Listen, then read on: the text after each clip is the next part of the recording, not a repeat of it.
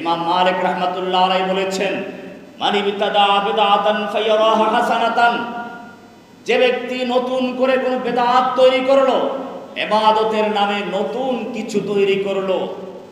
এমনি মোবাইল তৈরি করা বিদআত না, প্লেনে হজ করতে যাওয়া বিদআত না, কারণ এইগুলো কেউ ইবাদত মনে করে করে না। মোবাইল ব্যবহার করলে প্রতিদিন 10টা নেকি পাওয়া যাবে। সুতরাং মানুষকে ধোঁকা দেওয়া হয় যে বিদআত সবগুলো খারাপ না। আমরা যে প্লেনে চড়ি এটা তো ছিল না, মোবাইল ব্যবহার করে নবীর যুগে ছিল না। বিদআত কাকে বলে ভালো করে বুঝতে হবে। মান আহদাসা ফি আমরিনা হাযা মা লাইসা মিনহু ফাহুয়া রাদ্দুন। আয়েশা রাদিয়াল্লাহু তাআলা আনহা থেকে বর্ণিত, বুখারী মুসলিম সহ হাদিসের প্রায় কিতাবে রয়েছে, আল্লাহর রাসূল সাল্লাল্লাহু আলাইহি ওয়াসাল্লাম বলেন, মান আহদাসা ফি আমরিনা হাযা, আমাদের এই দিন যা আল্লাহ রাব্বুল আলামিন আমার মাধ্যমে পূর্ণ করে দিয়েছেন, সমাপ্ত করে দিয়েছেন, এই দিনের মধ্যে যদি কোনো ব্যক্তি ইবাদতের উদ্দেশ্যে সওয়াবের আশায় নতুন করে কোনো ইবাদত সংযোজন করে, অথবা যে ইবাদতগুলো আছে তার মধ্যে নতুন করে পদ্ধতি আবিষ্কার করে, লাইসা মিন্না, সে ব্যক্তি আমাদের উম্মতের অন্তর্ভুক্ত না, ফাহুয়া রাদ্দুন, সে প্রত্যাখ্যাত, তার ইবাদতটা প্রত্যাখ্যাত, আল্লাহর কাছে গ্রহণযোগ্য হবে না। সুতরাং মুহররম এলেই একদল মানুষ ইমাম হুসাইন রাদিয়াল্লাহু তাআলা আনহুর মহব্বতের পরিচয় দিতে গিয়ে ওয়া হোসেনা হায় হাসান করে চিৎকার মারে। আল্লাহর রাসূল সাল্লাল্লাহু আলাইহি ওয়াসাল্লাম বলেছেন, লাইসা মিন্না মান শাক্কাল জুয়ুবা ওয়া দারাবাল খুদুদা ওয়া দাআ বিদাওয়াল জাহিলিয়া, যেই ব্যক্তি গাল চাপড়ায়, বুক চাপড়ায় আর জামা ছিঁড়ে ফেলে, লাইসা মিন্না, সে যতই আমাদের মহব্বতের দাবিদার হোক না কেন, যতই আহলে বাইতের মহব্বত দাবিদার হোক না কেন, লাইসা মিন্না, সে আমাদের মহব্বত তো দূরের কথা, আমার উম্মতের অন্তর্ভুক্তি হতে পারে না। পরিষ্কার হয়ে গেল।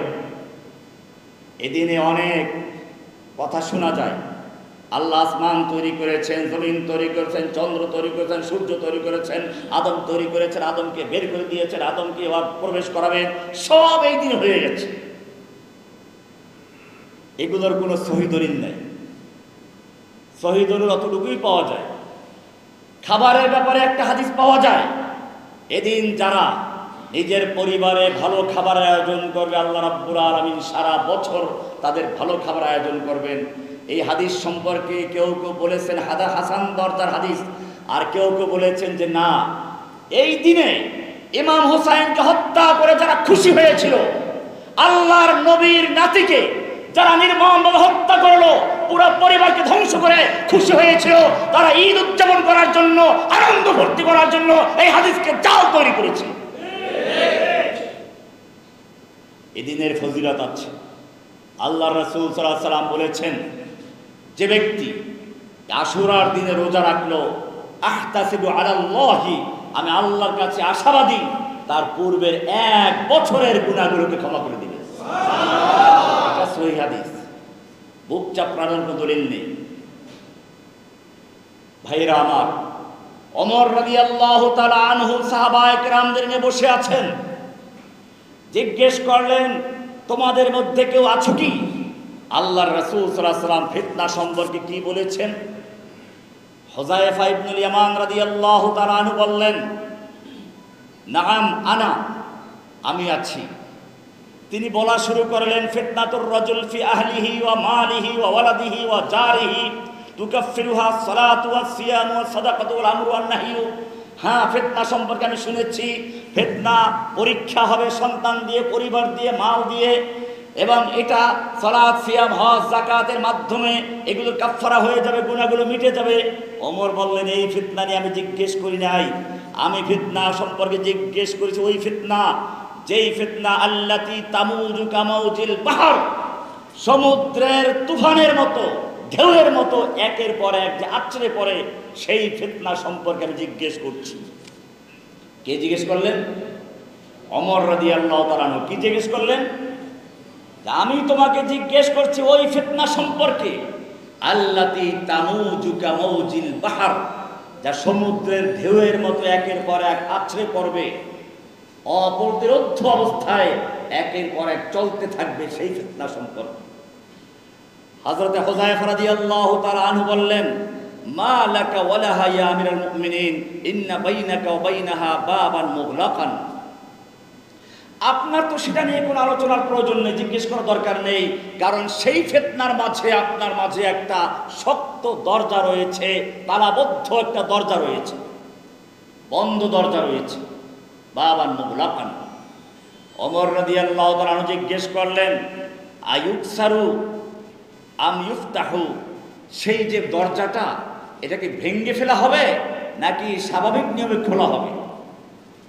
সাহাবী হুযায়ফা রাদিয়াল্লাহু তাআলা আনহু বললেন, বাল ইউকসারু, দরজাটা ভেঙে ফেলা হবে।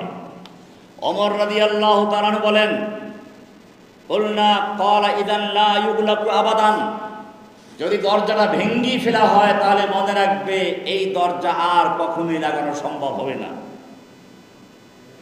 পরবর্তীতে মজলিসের পরে জিজ্ঞেস করলেন হুযায়ফাকে, ওমর কি বুঝতে পেরেছে বন্ধ দরজাটাকে? সাহাবী হুযায়ফা বলেন, অবশ্যই বুঝতে পেরেছে, বন্ধ দরজা সে নিজে। ভেঙে ফেলা হবে মানে হচ্ছে তাকে হত্যা করা হবে, স্বাভাবিক মৃত্যু হবে না। এবং ওমর সেটা বুঝিয়ে বলেছেন, এরপরে তামুজুকা মাউজিল পাহাড়, ওমর যেদিন নিহত হবেন, শহীদ হবেন, এর পরের থেকে একের পর এক ফিতনা শুরু হবে, যা আর কখনো বন্ধ হবে না। সেটাই হয়েছে। ওমর রাদিয়াল্লাহু তাআলা আনহু শহীদ হলেন, ফিতনার দরজা খুলে গেল। মদিনায় আব্দুল্লাহ বিন সাবা নামক একজন ইহুদি প্রবেশ করলো, এসে মসজিদে ঢুকে তাহাজ্জুদ, তাসবিহ, তাহলিল, এর কোনো অভাব নেই। মনে রাখতে হবে, যুগে যুগে যারা ইসলামকে ধ্বংস করার চক্রান্ত করেছে, নিজেদেরকে সুফি বুজুর্গ বানিয়ে প্রথমে প্রবেশ করে মানুষের চিত্তাকর্ষণ করেছে, মানুষের মনাকৃষ্ট করেছে, এরপরে নানান রকমের বিদআত তৈরি করেছে। আপনি দেখবেন যত বেদাতি আছে এরা নিজেদের নামের সঙ্গে টাইটেল লাগাবে, শাহ, সুফি, অমুক তমুক। এগুলো কেন লাগায়? বাহ্যিকভাবে কিছু আমলও বেশি করে। এই আব্দুল্লাহ বিন সাবা মদিনায় প্রবেশ করলো, বাহ্যিক ইবাদত করতে শুরু করলো, মদিনার সব লোক তার ভক্ত হয়ে গেল, মুরিদ হয়ে গেল। এবারে তার চক্রান্ত শুরু হলো ইহুদি বংশোদ্ভূত ইহুদি, ষড়যন্ত্র করার জন্য, ইসলামকে ধ্বংস করার জন্য উসমানের হাতেই বায়াত করেছিল, ইসলাম কবুল করেছে। এরপরে মদিনায় ছড়ানো শুরু করলো, আল্লাহর নবীর মৃত্যুর পরে আলীর মতো ব্যক্তিকে বাদ দিয়ে আবু বকর, ওমর, ওসমানদেরকে কেন খলিফা বানানো হলো? বিষ বাষ্প ছড়াতে শুরু করলো মদিনার মুসলিমদের মনের ভিতরে, সন্দেহ সংশয় সৃষ্টি করা শুরু করলো। ইহুদিদের চক্রান্ত এইভাবেই যুগে যুগে বাস্তবায়ন করা হয়েছে। দরজা খুলে গেছে, আব্দুল্লাহ বিন সাবা প্রবেশ করেছে মদিনায়, চক্রান্তের বিষ বাষ্প ছড়ানো হচ্ছিল। ওসমান বুঝতে পারলেন, তাকে মদিনার থেকে বহিষ্কার করলেন। এবারে সে চলে গেল মিশরে, চলে গেল ইরাকের মুসিল এলাকায়। সেখানে গিয়ে ওসমানের নামে বিভিন্ন রকমের বদনাম ছড়ানো শুরু করলো। ওসমান তার আপনজনদেরকে বড় বড় পদে লাগিয়ে দিয়েছেন, ওসমান তার আপনজনদেরকে অনেক টাকা পয়সা দান করে, রাষ্ট্রের টাকা পয়সা ব্যয় করেন। আপনারা জানেন ওসমান রাদিয়াল্লাহু তাআলা আনহু তাবুকের যুদ্ধে একটা নয়, দুটো নয়, 300 উট, সেই 300 উটের আরোহী এবং 300 উটের জন্য যত সামানের প্রয়োজন সবগুলো এক যুদ্ধে দান করেছিলেন। কল্পনা করতে পারেন কত বড় ধনী ছিলেন? 300 উট। আর সে সময় উট ছিল বর্তমান সময়ের যত দামি প্যারাডো গাড়ি বলেন, এসব সমতুল্য। ওসমান তার আত্মীয় স্বজনকে দান করতেন। এটা কি তার বিরুদ্ধে কুচক্রীরা ষড়যন্ত্র শুরু করল। ওসমান রাদিয়াল্লাহু তাআলা আনহুর কাছে এখন চতুর্দিকে পত্র আসা শুরু করলো তার নিযুক্ত গভর্নরদের বিরুদ্ধে। মিশরের গভর্নরকে সরিয়ে দিন, তদন্ত করে দেখা যায় কিছুই না। এরপরে এক সময় এই আব্দুল্লাহ বিন সাবার গোষ্ঠী মদিনায় প্রবেশ করলো, ওসমান রাদিয়াল্লাহু তাআলা আনহুকে ঘেরাও করে ফেলল। ওসমান রাদিয়াল্লাহু তাআলা আনহুকে 40 দিন পর্যন্ত ঘেরাও করে রাখা হলো। ওসমান রাদিয়াল্লাহু তাআলা আনহু মদিনায় যখন পানির ব্যবস্থা ছিল না, মসজিদে নববীর পাশে একটি কুয়া ছিল। আল্লাহর রাসূল সাল্লাল্লাহু আলাইহি ওয়াসাল্লাম বললেন, কে আছে এরকম যে এই কুয়াটা খরিদ করে মুসলিমদের জন্য পানি পান করার জন্য মুক্ত করে দিবে, তার জন্য আমি জান্নাতের সুসংবাদ দিচ্ছি। ওসমান রাদিয়াল্লাহু তাআলা আনহু সেই কুয়া খরিদ করে বিনা পয়সায় মুসলিমদের জন্য ফ্রি করে দিয়েছে। আল্লাহর রাসূল সাল্লাল্লাহু আলাইহি সাল্লাম একজন মেয়েকে বিয়ে দিলেন, সে মেয়ে যখন মারা গেল আরেকজন মেয়েকে বিয়ে দিলেন। আল্লাহর রাসূল সাল্লাল্লাহু আলাইহি ওয়াসাল্লাম সে মেয়ে মারা যাওয়ার পরে বললেন, আমার যদি আরো মেয়ে থাকতো আমি ওসমানের কাছে আরো একটা মেয়ে বিয়ে দিতাম। দুই মেয়ে বিয়ে করেছেন পর পর, সেই কারণে তাকে বলা হয় জিন্নুরাইন, তাকে ঘেরাও করা হলো। আলী রাদিয়াল্লাহু তাআলা আনহু তার নিজের ছেলে হাসান হোসাইনকে নিয়োগ করলেন যেন ওসমানের কোনো ক্ষতি না হয়। আলী রাদিয়াল্লাহু তাআলা ওসমানকে বললেন, আপনি যদি অনুমতি দেন আমি এই সব ফিতনাবাজদেরকে মেরে মেরে মদিনা থেকে ভাগাই দিতে পারি। ওসমান রাদিয়াল্লাহু তাআলা বললেন, আলী, আমার ইচ্ছে হয় না আমার নবীর শহর মদিনা রক্তে রঞ্জিত হোক, আর আমার কোনো আক্ষেপ নেই। আমি তো এই মাত্র কোরআন পড়তে পড়তে ক্ষুধার্ত অবস্থায় রোজা অবস্থায় ঘুমিয়ে পড়েছিলাম, স্বপ্নে দেখলাম আল্লাহর রাসূল সাল্লাল্লাহু আলাইহি ওয়াসাল্লাম বলছেন, ওসমান এসে পড়ো, আজকের ইফতার তোমার আমার একসাথেই হবে।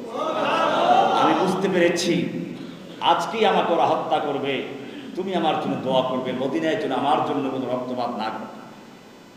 তিনি কোরআন খুলে পড়তে শুরু করলেন। সূরা বাকারা 137 নম্বর আয়াতের এই শব্দে গিয়ে থামলেন, ফাসায়াকফিকাহুমুল্লাহ, তাদের জন্য তোমার পক্ষে আল্লাহই যথেষ্ট। আয়াত পাঠ করলেন, সঙ্গে সঙ্গে তার উপর আক্রোশ শহীদ করে দেওয়া হলো। তাফসীরে লেখে, তারিখ ইতিহাসে কিতাবে লেখে, ওসমান রাদিয়াল্লাহু তাআলা আনহুর পিছন দিয়ে খঞ্জর ঢুকিয়ে দেওয়া হলো। প্রথম রক্তের যে ফোঁটাটা বের হয়ে গেল ফিনকি মেরে মেরে, আর কোনো জায়গায় না, ঠিক ওই আয়াতের উপরই পড়েছিল। ওসমান যখন ঢলে পড়লেন, ডান দিকে না বাম দিকে না পিছনেও না, সামনের রেহালের উপরে কোরআন খোলা ছিল। কোরআন যেন বলছে, ওসমান সারা জীবন তুমি আমাকে বুকে জড়িয়ে রেখেছিলে, তুমি নিজ হাতে কোরআন ছাপিয়ে তারপরে লিখে লিখে বিভিন্ন জায়গায় প্রচার করেছো, আজকের তোমার এই শাহাদাতের মুহূর্তে আমি তোমাকে ত্যাগ করতে পারছি না। আসো আমার কোলে আসো, কিয়ামতের মাঠে কোন শহীদের সাক্ষী হবে তলোয়ার, কোন শহীদের সাক্ষী হবে তীর। ওসমান সেই মজলুম যার সাক্ষী হবে কোরআনে কারীম। লুটিয়ে পড়লেন কোরআনের উপরে, যেন কোরআন তাকে বুকে জড়িয়ে নিয়ে বলছেন, ওসমান কিয়ামতের মাঠে আমি তোমাকে বুকে জড়িয়ে তোমার সাক্ষী হিসাবে। ওসমানকে হত্যা করা হলো। যারা হত্যা করলো আপনারা জানেন, ফিতনাবাজ তার সবসময় একটা পক্ষ নেয়, একজনের নামে স্লোগান দেয়। দেখেন নাই যত চাঁদাবাজ জয় বাংলা স্লোগান দিত, স্লোগান দিয়ে তাদের নেত্রীকে জয় বাংলা করে দিয়েছে। এখনো হচ্ছে এটা। যুগে যুগে যারা রাষ্ট্র ক্ষমতায় থাকে তাদের সতর্ক থাকতে হয়, তাদের নাম ভাঙিয়ে কারা তাদের জয় বাংলা করে। এই লোকগুলো আলীর নামে স্লোগান দেওয়া শুরু করলো। আলীকে গিয়ে ধরলো, আপনি খলিফা হবেন, আপনাকে বাদ দিয়ে দেয় 3 জন খলিফা হয়েছিল, অবৈধ ছিল, আপনার উপর জুলুম করা হয়েছে, আমরা আপনার জন্যই করেছি।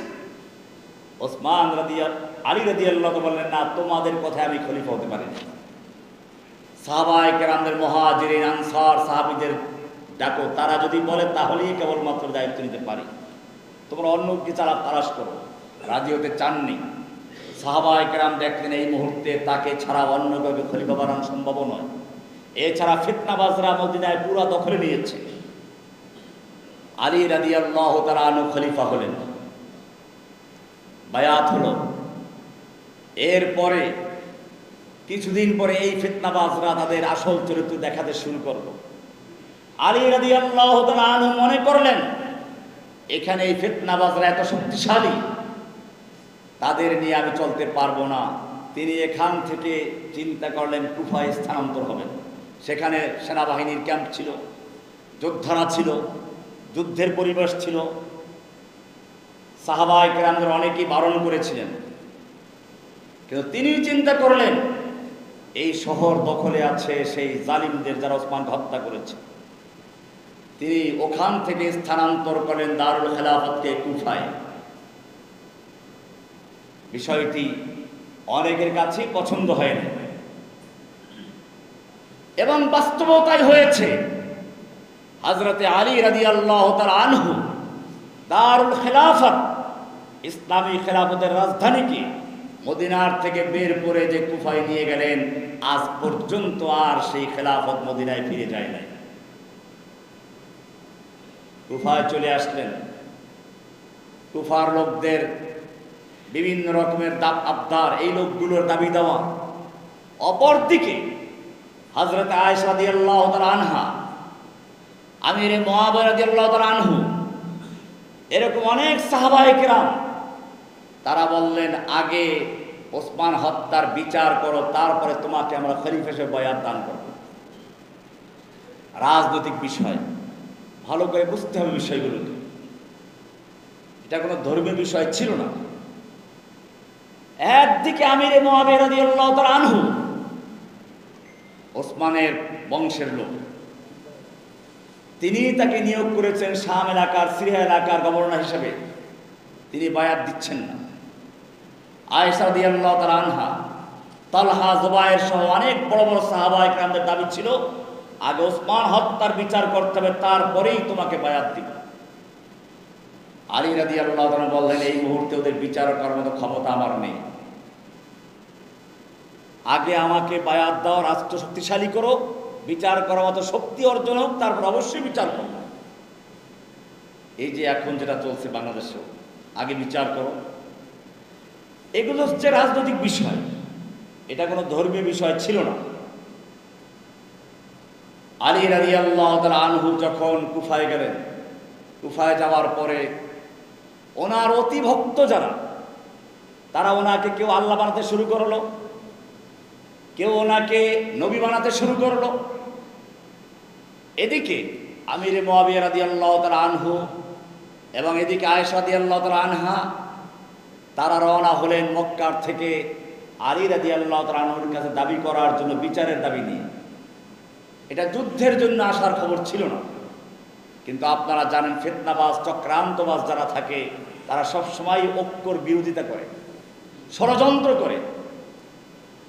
হযরতে তালহা, জুবায়ের, আয়েশা রাদিয়াল্লাহু তাআলা আনহা আসলেন। আয়েশা রাদিয়াল্লাহু তাআলা তখন উটে চড়ে এসেছিলেন, উটকে আরবিতে বলে জামাল। আলী রাদিয়াল্লাহু তাআলা আনহু সেখানে গেলেন। মূলত এখানে যুদ্ধের কোনো পরিকল্পনা ছিল না, কিন্তু যুদ্ধ চলে রওনা শুরু হয়ে গেল। এক পর্যায়ে আয়েশা রাদিয়াল্লাহু তাআলা আনহাকেও আক্রমণ করা হলো। আয়েশার চতুর্দিকে সাহাবায়ে কেরাম ঢাল হয়ে দাঁড়িয়ে গেলেন। সেখানে বিশিষ্ট সাহাবী তালহা, জুবায়ের রাদিয়াল্লাহু তাআলা আনহুমা শহীদ হয়ে যান, যারা সেই জান্নাতের সুসংবাদ প্রাপ্ত 10 জন আর 2 জন। আয়েশা রাদিয়াল্লাহু তাআলা আনহা পরাজিত হলেন। এই লোকগুলো আলী রাদিয়াল্লাহু তাআলা আনহুকে বলল, যুদ্ধের যত গনিমতের মাল সবগুলো আমরা গনিমতের মাল এসে নিয়ে যাব, সাহাবায়ে কেরামদের মাল।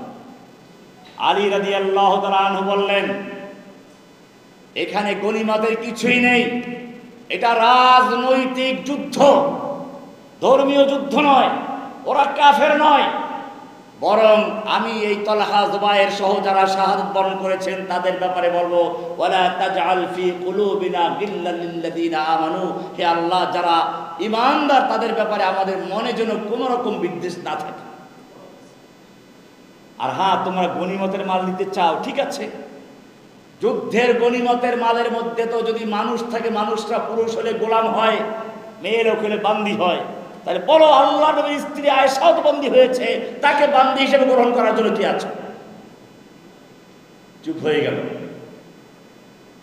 আপনারা জানেন এই যুদ্ধেও সমঝোতার পরিকল্পনা হয়েছে। এই লোকগুলো দুইটা ভাগ হয়ে গেল। একই সাথে আলী রাদিয়াল্লাহু তাআলা তাঁবুতে আক্রমণ করলো, আয়েশার তাঁবুতে আক্রমণ করলো।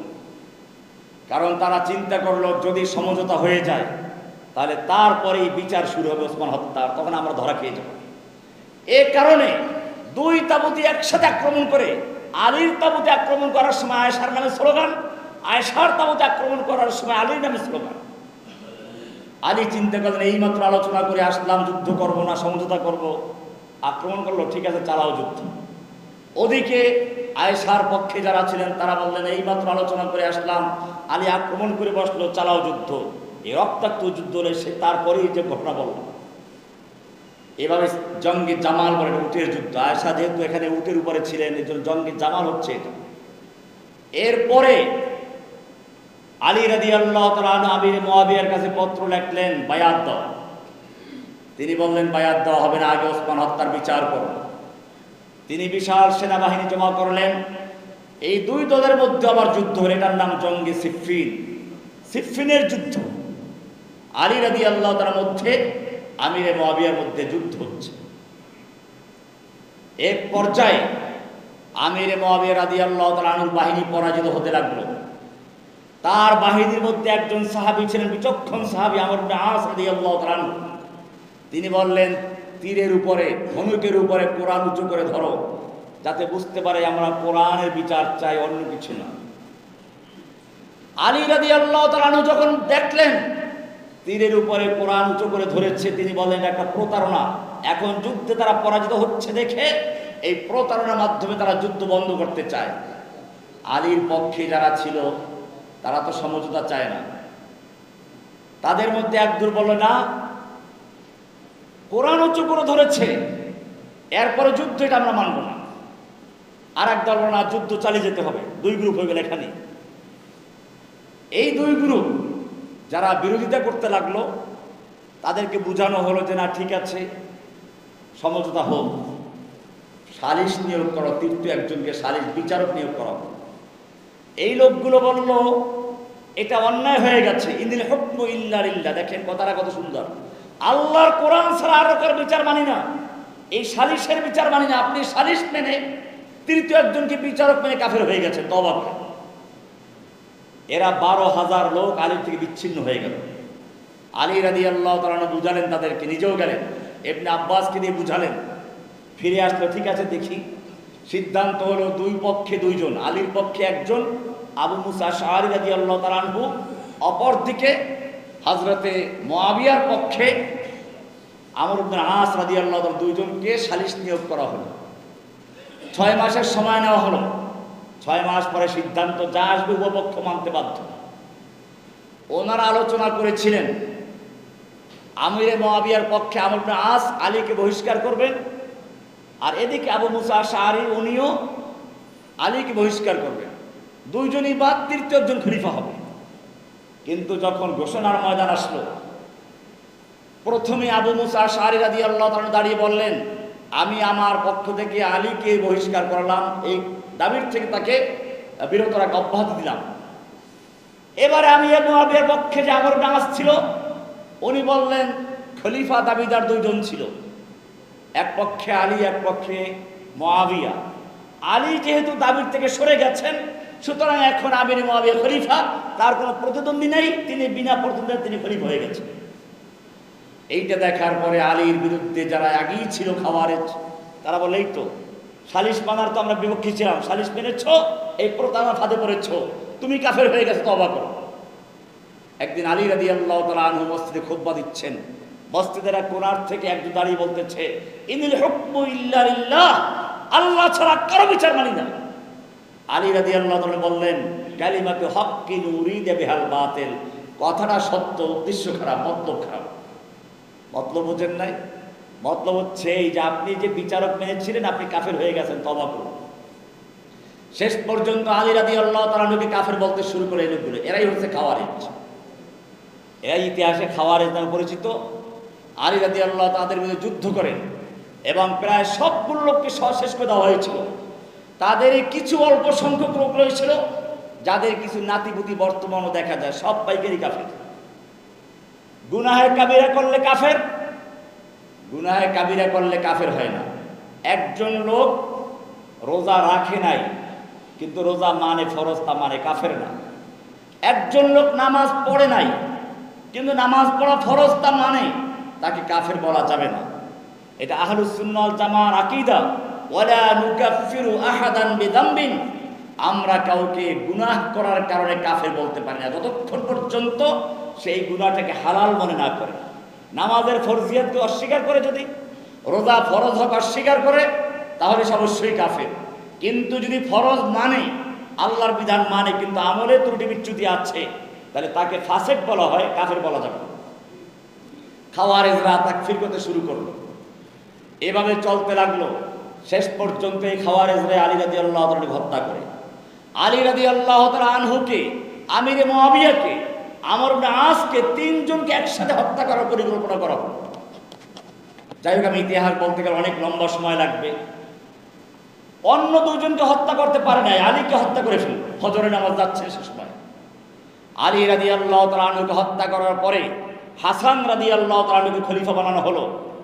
হাসান রাদিয়াল্লাহু তাআলা আনহু যখন আমিরে মুআবিয়ার বায়াত চাইলেন, আগের কথাই, আগে ওসমান হত্যার বিচার করো, তারপরে। এদিকে ইমাম হাসান রাদিয়াল্লাহু তাআলা আনহুর অধীনস্থদের মধ্যেও বিভিন্ন ফিতনা দেখা দিল। তিনি আমিরে মুআবিয়াকে ডেকে বলেন, আসো আলোচনা বসি। আলী রাদিয়াল্লাহু তাআলা আনহু যেই মেম্বারে খুতবা দিতেন, সেই মেম্বারে বসিয়ে বললেন, দেখো এই মেম্বারে আমার আব্বা খুতবা দিতেন, এই মেম্বারটা খলিফাতুল মুসলিমিন আলী রাদিয়াল্লাহু তাআলা ছিল। আমি তোমাকে বসিয়ে খেলাফতের দাবি থেকে সরে গেলাম, খলিফা হওয়ার জন্য আমি যদি হকদার হই, আমার হক তোমাকে দিয়ে দিলাম, আর যদি তুমি হকদার হয়ে যাবো, তুমি তোমারটা পেয়ে গেছো, তুমি বিচার করে নাও। আল্লাহর রাসূল সাল্লাল্লাহু আলাইহি ওয়াসাল্লাম এই নাতি সম্পর্কে ভবিষ্যৎবাণী করেছিলেন, ইবনি হাদা, আমার এই নাতি হাসান সাইয়্যিদুন, সরদার হবে, এবং তার মাধ্যমে আমার উম্মতের দুইটা বড় গ্রুপের মধ্যে সমঝোতা হবে। আজকে সেটাই বাস্তবায়ন হয়েছে। হাসান রাদিয়াল্লাহু তাআলা আনহু অত্যন্ত বড় মর্যাদাবান ছিলেন। হোসাইন রাদিয়াল্লাহু তাআলা আনহু বলেন, ইয়াজিদ বলেন, শুধু ইয়াজিদের চেয়ে হাসান নয়। এরপরে আসলো হাসান রাদিয়াল্লাহু তাআলা খেলাফত দিয়ে গেলেন, আমিরে মুআবিয়া খলিফা হলেন, 20 বছর একাধারে খলিফা। এরপরে তার মৃত্যুর আগে দরবারে নানান চাটুকার থাকে। আমিরে মুআবিয়া রাদিয়াল্লাহু তাআলা চিন্তা করলেন, আমার মৃত্যু পরে আবার ফিতনা দেখা দিতে পারে, কাজেই ফিতনা যাতে না হয় সেজন্য আমার জীবদ্দশায় একজন খলিফা নিযুক্ত করে যাই। কাকে করব? দরবারে চাটুকাররাই তো বেশি থাকে। দেখেন নাই কত সরকারের আমলে আলেম পর্যন্ত, কেউ কওমি জননী, কেউ জান্নাতের টিকিট পর্যন্ত দিয়ে দিয়েছে। এই যুগে যদি এত চাটুকার থাকে, তো 20 বছর যেই লোকটা খেলাফত চালিয়েছে তার দরবার চাটুকার কত আছে? আপনার ছেলের চেয়ে যোগ্যতা কেউ নাই। হ্যাঁ, ইমাম হোসাইন অনেক বুজুর্গ, কিন্তু রাষ্ট্র চালাতে পারবে না। এখন দেখবেন, গতকাল ধন্যবাদ দেয় বাইতুল মুকাররম জাতীয় মসজিদের খতিব সাহেবকে, মুফতি আব্দুল মালিক সাহেব। তিনি বলেছেন, জাতীয় মসজিদের খতিবের কাছে মানুষ জাতীয় সমস্যার সমাধান জানতে আসে না, জানতে আসে পানি পড়া, ভূত ছাড়ানো, জিন ছাড়ানো, এই সমস্ত তাবিজ কবজের জন্য। জাতীয় মসজিদের খতিবের কাছে কেউ জাতীয় সমস্যার সমাধানের জন্য আসে না। কেন আসে না? এটা ওইখান থেকে শুরু হয়েছে।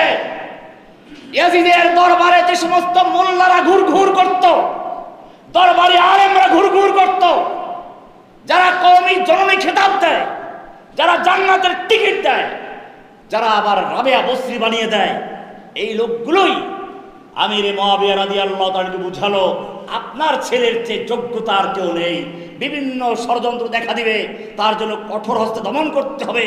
আপনার ছেলে ইয়াজিদ তার জন্য যোগ্য। হ্যাঁ, ইমাম হুসাইন অনেক বুজুর্গ মানুষ, কিন্তু রাষ্ট্র চালাতে পারবে না, হুজুররা রাষ্ট্র চালাতে পারবে না।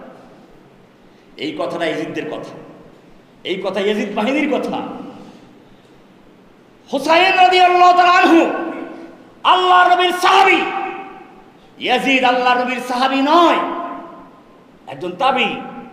আল্লাহর নবীর সাহাবীরা যারা আল্লাহর নবীর সঙ্গে যুদ্ধ করেছেন, তাদের ঘোড়ার নাকের ভিতরে যে ধুলোকণা গিয়েছে, যারা সাহাবী নয় তারা সাহাবীদের সেই ধুলোকণার সমতুল্য হতে পারে না। যারা এই সময়টা আসতে ইয়াজিদকে কেমনে জান্নাতে নেবে, ইয়াজিদের গুণগান করবে, সেই পায় তারা করতে থাকে। একটা প্রবণতা আছে আমাদের দেশে, দেখবেন কিছু লোক আল্লাহর নবীর মা বাপ সম্পর্কে প্রশ্ন করলে বলে কি জাহান্নামী, ইয়াজিদ সম্পর্কে প্রশ্ন করলে জান্নাতি। কেন? ইয়াজিদ সম্পর্কে তারা একটা হাদিস বয়ান করে। বুখারীতে একটা হাদিস আছে, আল্লাহর নবী সাল্লাল্লাহু আলাইহি ওয়াসাল্লাম উম্মে হারাম বিনতে মিলহানের ঘরে অবস্থান করছিলেন, নবীর দুধ মা।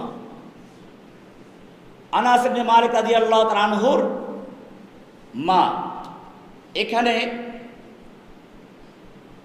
তার ঘর অবস্থান করছিলেন। হঠাৎ ঘুম থেকে জেগে হাসতে লাগলেন। উম্মে হারাম বিনতে মিলহান জিজ্ঞেস করলেন, ইয়া রাসূলুল্লাহ, আপনার হাসার কারণ কি? বলেন, আমার উম্মতের একটা দল সমুদ্রে যুদ্ধে যাচ্ছে, যেন রাজকীয় সিংহাসনে বসে, রাজ সিংহাসনে বসে শান শৌকতে যাচ্ছে সমুদ্রের মাঝখান চিরে। নৌপথে যুদ্ধ হবে এবং তাদের সকলকেই ক্ষমা করবে, মাগফুরুন লাহুম, সকলেই ক্ষমাশীল হবে। উম্মে হারাম বিনতে মিলহান বলেন, ইয়া রাসূলুল্লাহ, আমার জন্য দোয়া করুন যেন আমি সেই দলের অন্তর্ভুক্ত হতে পারি। আল্লাহ রাসূল দোয়া করলেন। এরপরে আবার আল্লাহ রাসূল ঘুমিয়ে পড়লেন। দ্বিতীয়বার আবার সজাগ হয়ে হাসলেন। ওই মহিলা উম্মে হারাম বিনতে মিলহান বলেন, ইয়া রাসূলুল্লাহ, আপনার হাসার কারণ কি? বললেন, আমার হাসার কারণ হচ্ছে ওই আর একটা গ্রুপ যাচ্ছে ওরকম যুদ্ধ করার জন্য। বললেন যে আমার জন্য দোয়া করুন যেন আমি এই দলের অন্তর্ভুক্ত হতে পারি। বলেন, না, তুমি প্রথম গ্রুপের সাথে থাকবে, তার মানে তুমি শহীদ হয়ে যাবে। বাস্তবে তাই হয়েছে। এই যুদ্ধটা হয়েছিল বর্তমান ইস্তাম্বুল কুস্তুনতুনিয়ার যুদ্ধ সমুদ্রপথে হয়েছিল এবং এই যুদ্ধের মধ্যে সেনাবাহিনীদের মধ্যে ইয়াজিদও ছিল। এই হাদিসের কারণে অনেকেই বলেন ইয়াজিদ জান্নাতি। তার নামের সঙ্গে কেউ কেউ রাহমাতুল্লাহ আলাইহি লেখেন, কিন্তু আমি হাদিসের ওস্তাদ, হাদিস পড়াই। এই হাদিসের পরিষ্কার বক্তব্য হচ্ছে এইখানে সকলকেই উদ্দেশ্য করে বলা হয় নাই, ইয়াজিদের নাম উল্লেখ করা হয় নাই। সামগ্রিকভাবে ক্ষমা করা হবে, কিন্তু প্রত্যেকেই ক্ষমাপ্রাপ্ত হবে তা বলা হয় নাই। এছাড়া ইয়াজিদ সম্পর্কে এটা পরিষ্কার, ইমাম হুসাইন রাদিয়াল্লাহু তাআলা আনহু যখন ইয়াজিদকে বায়াত দিল না, মদিনার থেকে তিনি বুঝতে পারলেন চাপ পড়বে, তিনি মক্কায় আসলেন। এবারে সেই কুফার থেকে হাজার হাজার চিঠি গেল। তিনি পরীক্ষা করার জন্য তার চাচাতো ভাই মুসলিম ইবনে আকিলকে পাঠালেন, যাও লোকদের অবস্থা দেখো কি অবস্থা। ওনার হাতে প্রায় 18,000 লোক বায়াত দিল হুসাইনের পক্ষে। বুঝতে পারলেন ঠিক আছে। মুসলিম ইবনে আকিল চিঠি লিখলেন, আপনি চলে আসুন। হুসাইন রাদিয়াল্লাহু তাআলা আনহু মক্কার থেকে কুফার দিকে রওনা হবেন। বড় বড় সাহাবায়ে কেরাম তাকে বারণ করলেন। আব্দুল্লাহ বিন ওমর, আব্দুল্লাহ বিন আব্বাস, এরকমভাবে অনেক বড় বড় সাহাবায়ে কেরাম বলছেন, আপনি কুফায় যাবেন না। কুফার লোকেরা আপনার আব্বাকে হত্যা করেছে, আপনার ভাইয়ের সঙ্গে প্রতারণা করেছে, বাগাওয়াত করেছে। শেষ পর্যন্ত আপনার ভাই ক্ষমতা আমির মুআবিয়াকে ডেকে তার হাতে তুলে দিয়েছেন, আপনি ওখানে যাবেন না। তিনি বললেন, না, এই যে হাজার হাজার লোক বায়াত দিয়েছেন। বড় বড় সাহাবায়ে কেরাম বলেন, আপনি যান, তাহলে স্ত্রী সন্তানদেরকে সাথে নিয়ে যাবেন না। যাচ্ছেন, পথে মধ্যেই খবর পেলেন মুসলিম ইবনে আকিলকে হত্যা করা হয়েছে। ইয়াজিদ সেখানে তৎকালীন গভর্নর ছিল, বিশিষ্ট সাহাবী নোমান ইবনে বশীর রাদিয়াল্লাহু তাআলা আনহুকে অপসারণ করে ওখান থেকে সরিয়ে দিয়ে তার জায়গায় ওবায়দুল্লাহ ইবনে জিয়াদকে নিয়োগ দিল। ওবায়দুল্লাহ ইবনে জিয়াদ ছিল খুনি, বদমেজাজি। আমার এখানে প্রশ্ন, ইয়াজিদ যদি আল্লাহর রাসূলের নাতির প্রতি সামান্য দয়া মায়া থাকতো, তাহলে জেনে বুঝে নোমান বিন বশীর রাদিয়াল্লাহু তাআলা আনহুকে বরখাস্ত করে তার জায়গায় এই খুনি স্বৈরাচারী এইরকম যে খারাপ লোকটায় ওবায়দুল্লাহ বিন জিয়াদকে নিয়োগ দিতে পারত না। এই কারণে আমি বলি, একদিকে ইমাম হুসাইন রাদিয়াল্লাহু তাআলা হত্যার জন্য ইয়াজিদকে আমি দায়ী করছি না, অপরদিকে নির্দোষ বলছি না। ইমাম হুসাইন রওনা চলছেন, পথে ফারাজদাক শায়ের কবি, একজন আরবের প্রসিদ্ধ কবি, তার সাথে দেখা। জিজ্ঞেস করলেন, কুফার অবস্থা কি? কোত্থেকে এসছো? কুফার থেকে। কি অবস্থা সেখানে বলো। কবি সাহিত্যিকরা কথা তো সেরকম বলে। উনি বললেন একটা বাক্য, সুয়ুফুহুম আলাইকা কুলুবুহুম মাআকা। তাদের অন্তর আপনার সঙ্গে, তলোয়ারটা আপনার বিরুদ্ধে। তাদের অন্তর আপনার সঙ্গে, তলোয়ার আপনার বিরুদ্ধে। অতি উৎসাহী লোকেরা এরকমই করে, শায়েখ এই কাজটা করুন, আমরা আপনার সঙ্গে আছি। যখন পুলিশে ধরে নিয়ে দুইটা বাড়ি মারে, তখন সব বলে দেয়, মিথ্যাকে স্বীকারোক্তি দিয়ে আসে। যুগে যুগে অতি উৎসাহী চরম ভক্তেরা যত ক্ষতি করেছে, দুশমনরা তত ক্ষতি করতে পারে না। হুসাইন রাদিয়াল্লাহু তাআলা দাওয়াত দিয়েছে কারা? তার ভক্তরা। শিয়ানে আলী, শিয়া মানে অনুসারী, শিয়া মানে দল। ইমাম হোসাইনকে এই যে দলে দলে লোকেরা চিঠি লিখেছিল, তারা কি ভক্ত ছিল না শত্রু ছিল? ভক্ত ছিল। তাদের অন্তরে ইমাম হোসাইনের মহাব্বত ছিল না শত্রুতা ছিল? সব মহাব্বত ছিল, ভালোবাসা ছিল, সেই জন্য তো ডেকেছে। ওবায়দুল্লাহ বিন জিয়াদ নিয়োগ পেয়ে ইমাম হোসাইনের যে বেশভূষা পোশাক, সেটা ধারণ করে সঙ্গে কয়েক হাজার সৈনিক নিয়ে সে সিভিলে চলে আসছে কুফায়। লোকেরা মনে করলো এই তো ইমাম হোসাইন চলে আসছে, তাকে স্বাগত জানালো, ফুলের শুভেচ্ছা জানালো। উনি রাজ দরবারে গিয়ে সেখানে যেটা ছিল সেখানে ঢুকে তারপরে অবজারভেশন করলেন কারা কারা এখানে ওনার অতি উৎসাহী ভক্ত আছে, হোসাইনের ভক্ত যারা, তাদেরকে চিহ্নিত করলো। এরপরে সৈনিকদের পার্টিদের সবগুলো ধরে নিয়ে আসলো, এরা মৃত্যু সাজা দিয়ে দাও। অনেকগুলো মেরে ফেললো, বাকিদেরকে তওবার আহ্বান জানাও, ফিরে আসো, বায়াত দাও। এই যে তাদের বায়াত দিয়ে দিল, সব পরিবেশ উল্টে গেল। এমনকি মুসলিম ইবনে আকিলকে আশ্রয় দেওয়ার মতো কোনো লোক নেই। শেষ পর্যন্ত তাকে ধরে আনা হলো। মুসলিম ইবনে আকিল নিহত হওয়ার আগে বললেন যে হোসাইনকে একটু খবর জানাও যে এখানে পরিবেশ বিকৃত হয়ে গেছে, এখানে যেন সে না আসে। আসলেন, অনেক লম্বা ইতিহাস। শেষ পর্যন্ত আপনারা জানেন ইমাম হুসাইন রাদিয়াল্লাহু তাআলা আনহু যখন সেই কারবালার ময়দানে যুদ্ধের জন্য প্রস্তুত, তার কোনো প্রস্তাব গ্রহণ করা হলো না। তিনি বলেছিলেন আমাকে হয়তো মদিনায় যেখান থেকে সেখানে ফেরত যেতে দাও, অথবা আমাকে সরাসরি ইয়াজিদের সঙ্গে সাক্ষাৎ করতে দাও, অথবা আমাকে অন্য কোনো বর্ডারে যেতে দাও, অমুসলিম বর্ডারে। সেখানে গিয়ে আমি ইসলামের দাওয়াত দিয়ে হয়তো বিজয় করবো, নতুবা তাদের সঙ্গে যুদ্ধ করে মারা যায়, তবু মুসলিমদের সঙ্গে যুদ্ধ করে মরতে চাই না।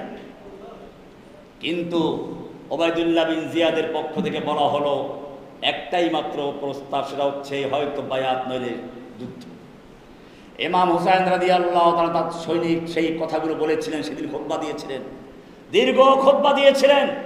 এক একজনের নাম ধরে ধরে বলেছিলেন, হে অমুকের ছেলে অমুক, তুমি আমাকে ডাকো নাই, আমাকে আহ্বান করো নাই, আজকে আমাকে ডেকে তোমরা হত্যা করছো। একই কথা সবাই। আমি এখান থেকে বলতে চাই, আপনারা যারা বিভিন্ন হুজুরের ভক্ত আছেন, আমারও কিছু ভক্ত আছে বিভিন্ন জায়গায়, এরা অতি উৎসাহী, হেন করেঙ্গে তেন করেঙ্গে, লাঠি কে আন্দার মুগুর ভরেঙ্গে, সব করবো, আমরা আপনার সাথে আছি। আমি আজকের এই বক্তব্যের মাধ্যমে পরিষ্কার করে দিতে চাই, বাস্তবতা বুঝতে হবে। হোসাইন রাদিয়াল্লাহু তাআলা আনহুকে বাস্তবতা বুঝতে দেওয়া হয় নাই। তারা যেটা না সেরকম আশ্বাস দেওয়া হয়েছে। জীবন দেওয়া, নিজের স্ত্রী সন্তানকে বিধবা করা, সন্তানের এতিম করা এত সোজা নয়। সেই জন্য জেনে বুঝে পদক্ষেপ নেওয়া উচিত। আজকে ইমাম হোসাইন রাদিয়াল্লাহু তাআলা আনহু শহীদ হয়ে যাচ্ছেন। কারা দাওয়াত দিয়েছিল? মাঠে কারা তাকে হত্যা করছে? যারা তাকে দাওয়াত দিয়েছিল তারাই এখন তাকে হত্যা করছে। শিয়ারা তাকে দাওয়াত দিয়েছিল, শিয়ারাই তাকে হত্যা করেছে, তার প্রমাণ এখনো পাওয়া যায়। শিয়ারা যখন এই আশুরার মিছিল করে বুক চাপড়ায়, তখন দেখা যায় তাদের মিছিলে ইমাম হোসাইনের ঘোড়ার লাগাম থাকে, দুলদুলের লাগাম, ইমাম হোসাইনের তলোয়ার, ইমাম হোসাইনের পোশাক, ইমাম হোসাইনের পাগড়ি ইত্যাদি তারা প্রদর্শন করে থাকে। আমি জিজ্ঞেস করতে চাই, কোন বাড়িতে চুরি হয়েছে, চোর খুঁজে পাওয়া যাচ্ছে না, কিন্তু পরবর্তীতে চুরিকৃত মাল একজনের ঘর থেকে বের হচ্ছে, বোঝা গেল চোর ওই ঘরেই লুকায়িত আছে। ইমাম হোসাইনকে কারা হত্যা করেছে আমরা খুঁজতেছিলাম, দেখলাম শিয়াদের ঘর থেকে ইমাম হোসাইনের ঘোড়ার লাগাম বের হচ্ছে, শিয়াদের ঘর থেকে ইমাম হোসাইনের পাগড়ি বের হচ্ছে, শিয়াদের ঘর থেকে ইমাম হোসাইন লাঠি বের হচ্ছে, শিয়াদের ঘর থেকে ইমাম হোসাইনের জুব্বা বের হচ্ছে। আমাদের বুঝতে বাকি নাই, শিয়ারা ইমামকে হত্যা করেছে, তারাই তাকে ময়দানে নির্মমভাবে খুনের হাতে তুলে দিয়েছে। আজকে সেই শিয়ারাই আবার হায় হাসান হায় হোসাইন করে স্লোগান দিচ্ছে। শিয়ারা যুগে যুগে মুসলিমদেরকে হত্যা করেছে। শিয়াদের ইতিহাসে এই সর্বপ্রথম কোন অমুসলিমদের বিরুদ্ধে অস্ত্র চালিয়েছে, সেটা হচ্ছে ইহুদিদের বিরুদ্ধে, বর্তমান ইসরায়েলের বিরুদ্ধে হামলা করেছে। এটা ছাড়া ইসলামের সূচনা লগ্ন থেকে এই পর্যন্ত তারা যতগুলো হত্যা করেছে, যত যুদ্ধ করেছে, সবগুলো যুদ্ধে মুসলিমদের সুন্নিদের রক্ত দিয়ে পুরো শহরকে রঞ্জিত করেছে। হালাকু খানকে সাহায্য করেছে তারা, বাশার আল আসাদকে হত্যা করেছে তারা। আপনারা জানেন একটা ছবি ভাইরাল হয়েছিল, 12 বছরের একটা ছেলে যখন বাশার আল আসাদের বিরুদ্ধে দাঁড়িয়েছে তাকে গ্রেফতার করে বলা হলো, বল লা ইলাহা ইল্লা বাশার, বাশার ছাড়া কোনো আল্লাহ নাই। ছেলে বলেছিল লা ইলাহা ইল্লাল্লাহ, তাকে গুলি করে হত্যা করা হলো। আপনারা সে ছবি ভাইরাল দেখেছেন? আমি জিজ্ঞেস করতে চাই, যুগে যুগে এই কাজগুলোই শিয়ারা করেছে। তবে হ্যাঁ, আমি সেজন্য শুরুতেই বলেছিলাম রাজনৈতিক বিষয় একটা, আকীদার বিষয় আর একটা। রাজনৈতিক কারণে বর্তমান সময়ে শিয়াদের উচিত আর আরবদের সঙ্গে যুদ্ধ করে নয়, ইয়েমানের হুতি শিয়াদের পক্ষ হয়ে নিরীহ সুন্নি ভাইদেরকে হত্যা করেছে, সৌদি আরবে আক্রমণ করেছে, এমনকি কাবা শরীফে একবার তারা দখল নিয়েছিল, কাবা শরীফকে রংতরঞ্জন করেছিল। সেসব তওবা করে যদি তারা সত্যিকারই এখন ইহুদিদের বিরুদ্ধে যুদ্ধ করে, মুসলিম বিশ্বের উচিত হবে তাদের সঙ্গে একত্রে যুদ্ধ করা। এক্ষেত্রে আমি বলি, ভারতবর্ষে যখন ইংরেজ বিরোধী আন্দোলন হচ্ছিল, দেওবন্দের বড় আলেম হোসাইন আহমদ মাদানী রহমতুল্লাহ আলাই সেই কংগ্রেসের সঙ্গী হয়ে ইংরেজ বিরোধী আন্দোলন করছিলেন। লোকেরা জিজ্ঞেস করলো, আপনি কংগ্রেসে যোগ দিলেন? এখনো অনেকে বলে কংগ্রেসি হুজুর, দেওবন্দীদেরকে কংগ্রেসি অনেকে বলে, এখন তারা ইতিহাস জানে। হোসাইন আহমদ মাদানী রহমতুল্লাহ আলাই বলেছিলেন, শুধু কংগ্রেস নয়, যদি আমি দেখি একটা ইংরেজকে সাদা ইংরেজকে একটা কালো কুকুর ঘেউ ঘেউ করে তাড়া করে নিচ্ছে, আমি সেই কালো কুকুরের পিছনে সমর্থন জুগিয়ে যাব, কারণ সে একটা সাদা ইংরেজকে তাড়া করে যাচ্ছে। ঠিক তেমনি ভাবে বর্তমান সময়েও ইসলামের চরম দুশমন কোরআন যতকে স্থায়ী দুশমন বলেছে, কোরআন বলেছে লা তাজিদান্না শাদ্দান নাসি আদাওয়াতাল লিল্লাযিনা আমানুল ইয়াহুদা ওয়াল্লাযিনা আশরাকু। হে মুমিন, তুমি তোমাদের মুমিনদের বিরুদ্ধে চরম শত্রু, স্থায়ী শত্রু, সবচেয়ে খারাপ শত্রু দেখতে পাবে দুইটা দলকে। একটা হলো ইহুদ ওয়াল্লাযিনা আশরাকু, আর একটা হচ্ছে মূর্তি পূজক মুশরিকরা। একটা হচ্ছে ইসরাইল, আর একটা হচ্ছে ভারত। পরিষ্কার হয়ে গেল। সেই কারণে বর্তমানে যদি কোনো ব্যক্তি ইহুদিদের বিরুদ্ধে যুদ্ধ করে, মুসলিম বিশ্বের উচিত হবে সে হোক শিয়া হোক কালো কুত্তা, তাকেও সমর্থন করে ঐক্যবদ্ধভাবে এই ইহুদিদের বিরুদ্ধে যুদ্ধ করা। ইতিহাস থেকে প্রমাণ আছে, আল্লাহর নবী যখন মক্কার কাফেরদের সঙ্গে বিভিন্ন রকমের ঝামেলায় জর্জরিত, সে সময় পৃথিবীর দুটো সুপার পাওয়ার রোম আর পারস্যে যুদ্ধ চলছিল। ঘটনাক্রমে রোম ছিল আহলে কিতাব আর পারস্য ছিল অগ্নি পূজক। স্বভাবতই মুসলিমরা আহলে কিতাবদের পক্ষে, তারা আল্লাহ বিশ্বাস করে। কিন্তু যুদ্ধে রোমানরা পরাজিত হলো, পারস্যের লোকেরা অগ্নি পূজকরা জিতে গেল। মক্কার লোকেরা খুশি হয়ে গেল। পারস্যে যেরকম ভাবে আহলে কিতাবদের বিরুদ্ধে অগ্নি পূজকরা বিজয় লাভ করেছে, আমরাও আহলে কিতাব মুসলিমদের বিরুদ্ধে মক্কার মূর্তি পূজকরা বিজয় লাভ করব। আল্লাহ তাআলা ওহী নাযিল করে জানিয়ে দিলেন, আলিফ লাম মিম গুলিবাতির রুম ফি আদনাল আরদি ওয়া হুম মিন বাদি গালাবিহিম সায়াগলিবুন ফি বিদ'i সিনিন। আল্লাহ তাআলা জানিয়ে দিলেন, রোম পরাজিত হয়েছে ঠিকই, কিন্তু অল্প সময়ের মধ্যে, সর্বোচ্চ 10 দিন থেকে 10 বছরের মধ্যে রোমানরা বিজয় লাভ করবে, অগ্নিপূজকরা পারস্যরা পরাজিত হবে। এটা কোরআনের মুজিজা। ঠিকই কয়েক বছর পরে রোমানরা বিজয় লাভ করলো আর পারস্যরা পরাজিত হলো। আমি দেখাতে চাই, এখানে যেরকম ভাবে আল্লাহর রাসূল সাল্লাল্লাহু আলাইহি ওয়াসাল্লাম অগ্নি পূজকদের বিরুদ্ধে রোমানদের পক্ষ নিয়েছিলেন, আহলে কিতাবদের পক্ষ নিয়েছিলেন, ঠিক তেমনি ভাবে বর্তমান সময়ে ইহুদিদের বিরুদ্ধে, নাসারাদের বিরুদ্ধে মুসলিমদের ঐক্যবদ্ধ হয়ে তাদের বিরুদ্ধে যুদ্ধ করাটা ঈমানের দায়িত্ব।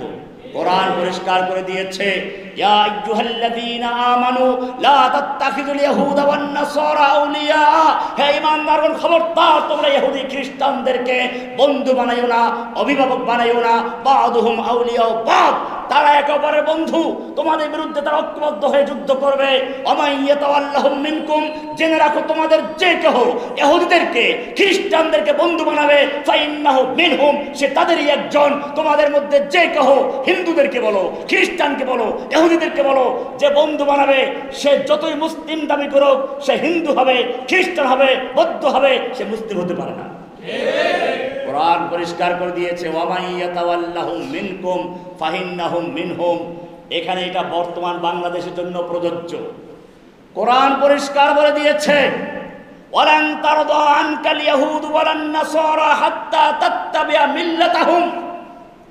ওহে মুমিন, তুমি ইহুদিদেরকে আর খ্রিস্টানদেরকে যতই রাজি খুশি করতে চাও, ওদের যতই পদলেহন করো না কেন, ওদের খুশি করতে চাও না কেন, ওয়ালান তারদা আনকা, কখনো তারা তোমার প্রতি সন্তুষ্ট হবে না, হাত্তা তাত্তাবিআ মিল্লাতাহুম, যতক্ষণ পর্যন্ত তুমি তোমার ধর্ম ত্যাগ করে, আদর্শ ত্যাগ করে, তাহজিব তামাদ্দুন ত্যাগ করে সম্পূর্ণভাবে ওদের মতো গিয়ে মাথায় তিলক না পড়বে, ওদের মতো হিন্দু খ্রিস্টান বৌদ্ধ হবে, ততক্ষণ পর্যন্ত তুমি তাদের খুশি করতে পারবে না।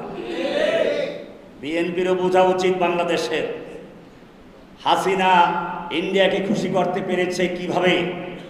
কোরআনের আয়াত পরিষ্কার করে দিচ্ছে ওয়ালান তারদা আনকাল ইয়াহুদ ওয়ালান নাসারা হাত্তা তাত্তাবিআ মিল্লাতাহুম, যতক্ষণ পর্যন্ত সম্পূর্ণভাবে নিজের তাহজিব তামাদ্দুন, নিজের ধর্ম ত্যাগ করে সম্পূর্ণভাবে ওদের আনুগত্য না করবে, ততক্ষণ পর্যন্ত তারা তোমাকে ভালোবাসবে না। হাসিনা সেটা পেরেছে, তাকে ভালোবেসেছে, তুমি তা পারবে না, তাদের খুশি করতে পারবে না।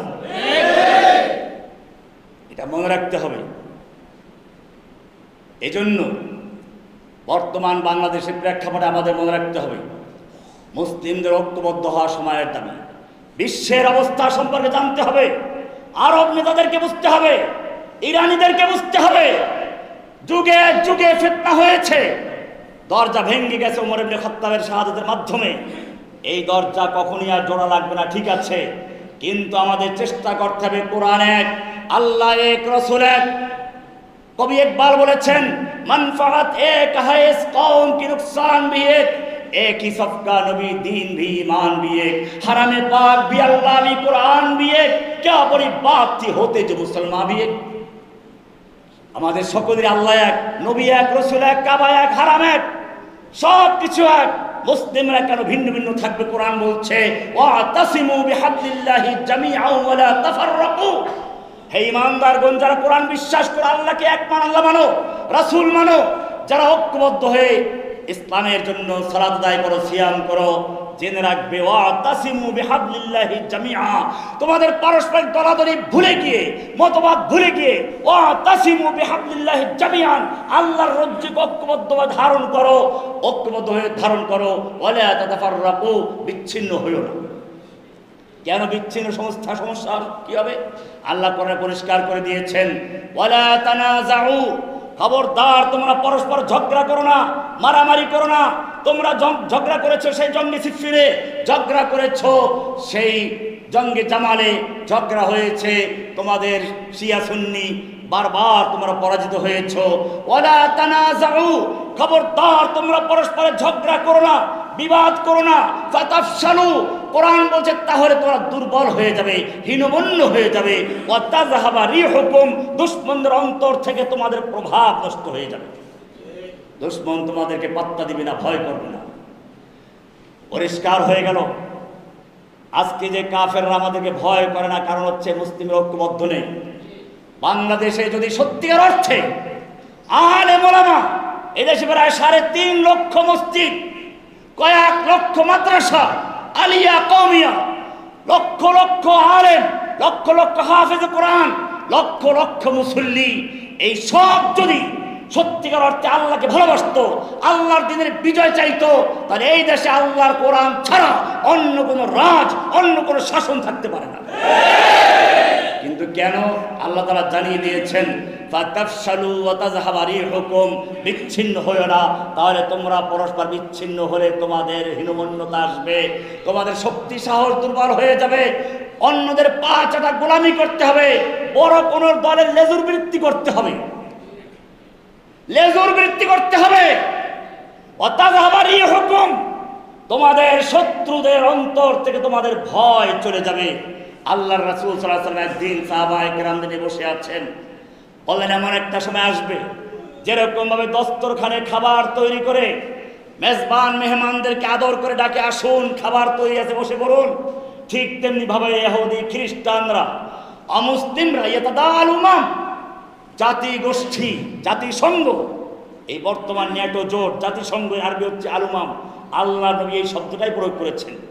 ইয়াতাদালুমাম জাতিসংঘ ন্যাটো এরকম কাফেরদের জোট গঠন করা হবে মুসলিমদেরকে ধ্বংস করার জন্য, একে অপরকে আহ্বান করবে, যেরকম ভাবে দস্তরখানে খাবার বিছিয়ে মেহমানদেরকে ডাকা হয়, আদর করে ডাকা হয়।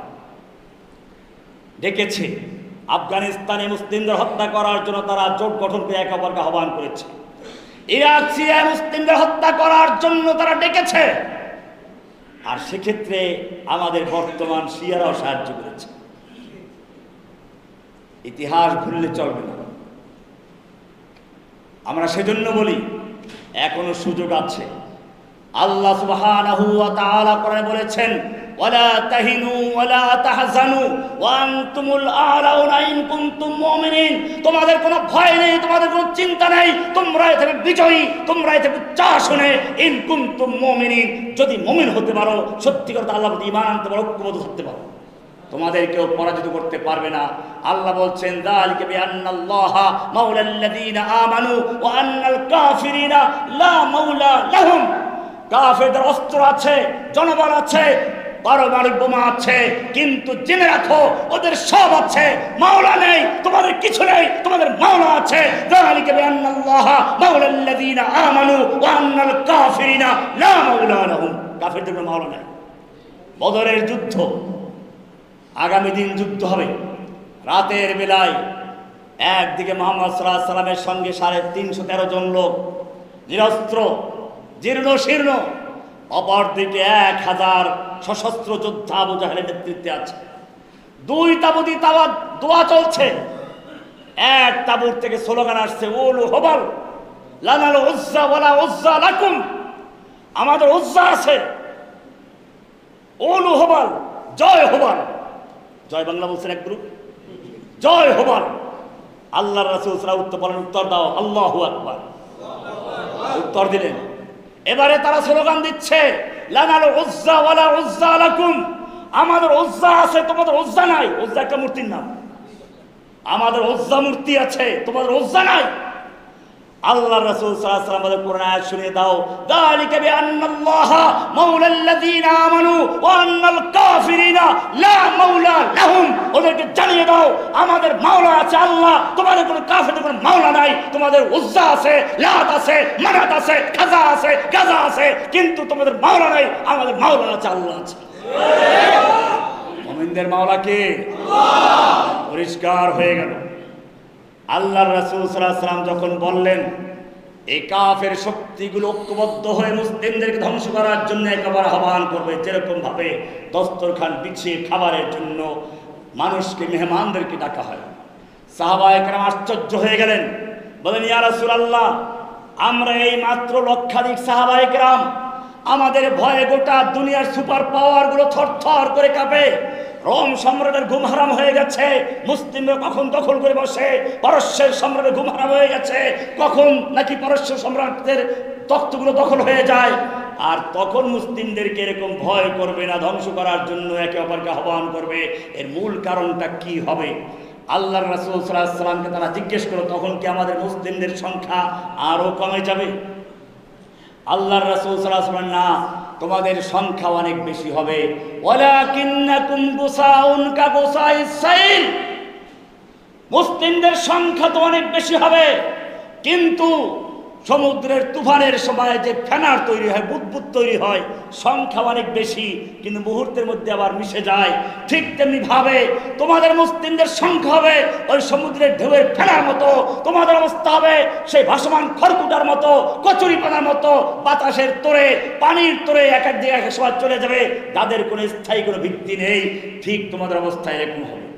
সাহাবায়ে কেরাম জিজ্ঞেস করলেন, ইয়া রাসূলুল্লাহ, এর কারণটা কি হবে?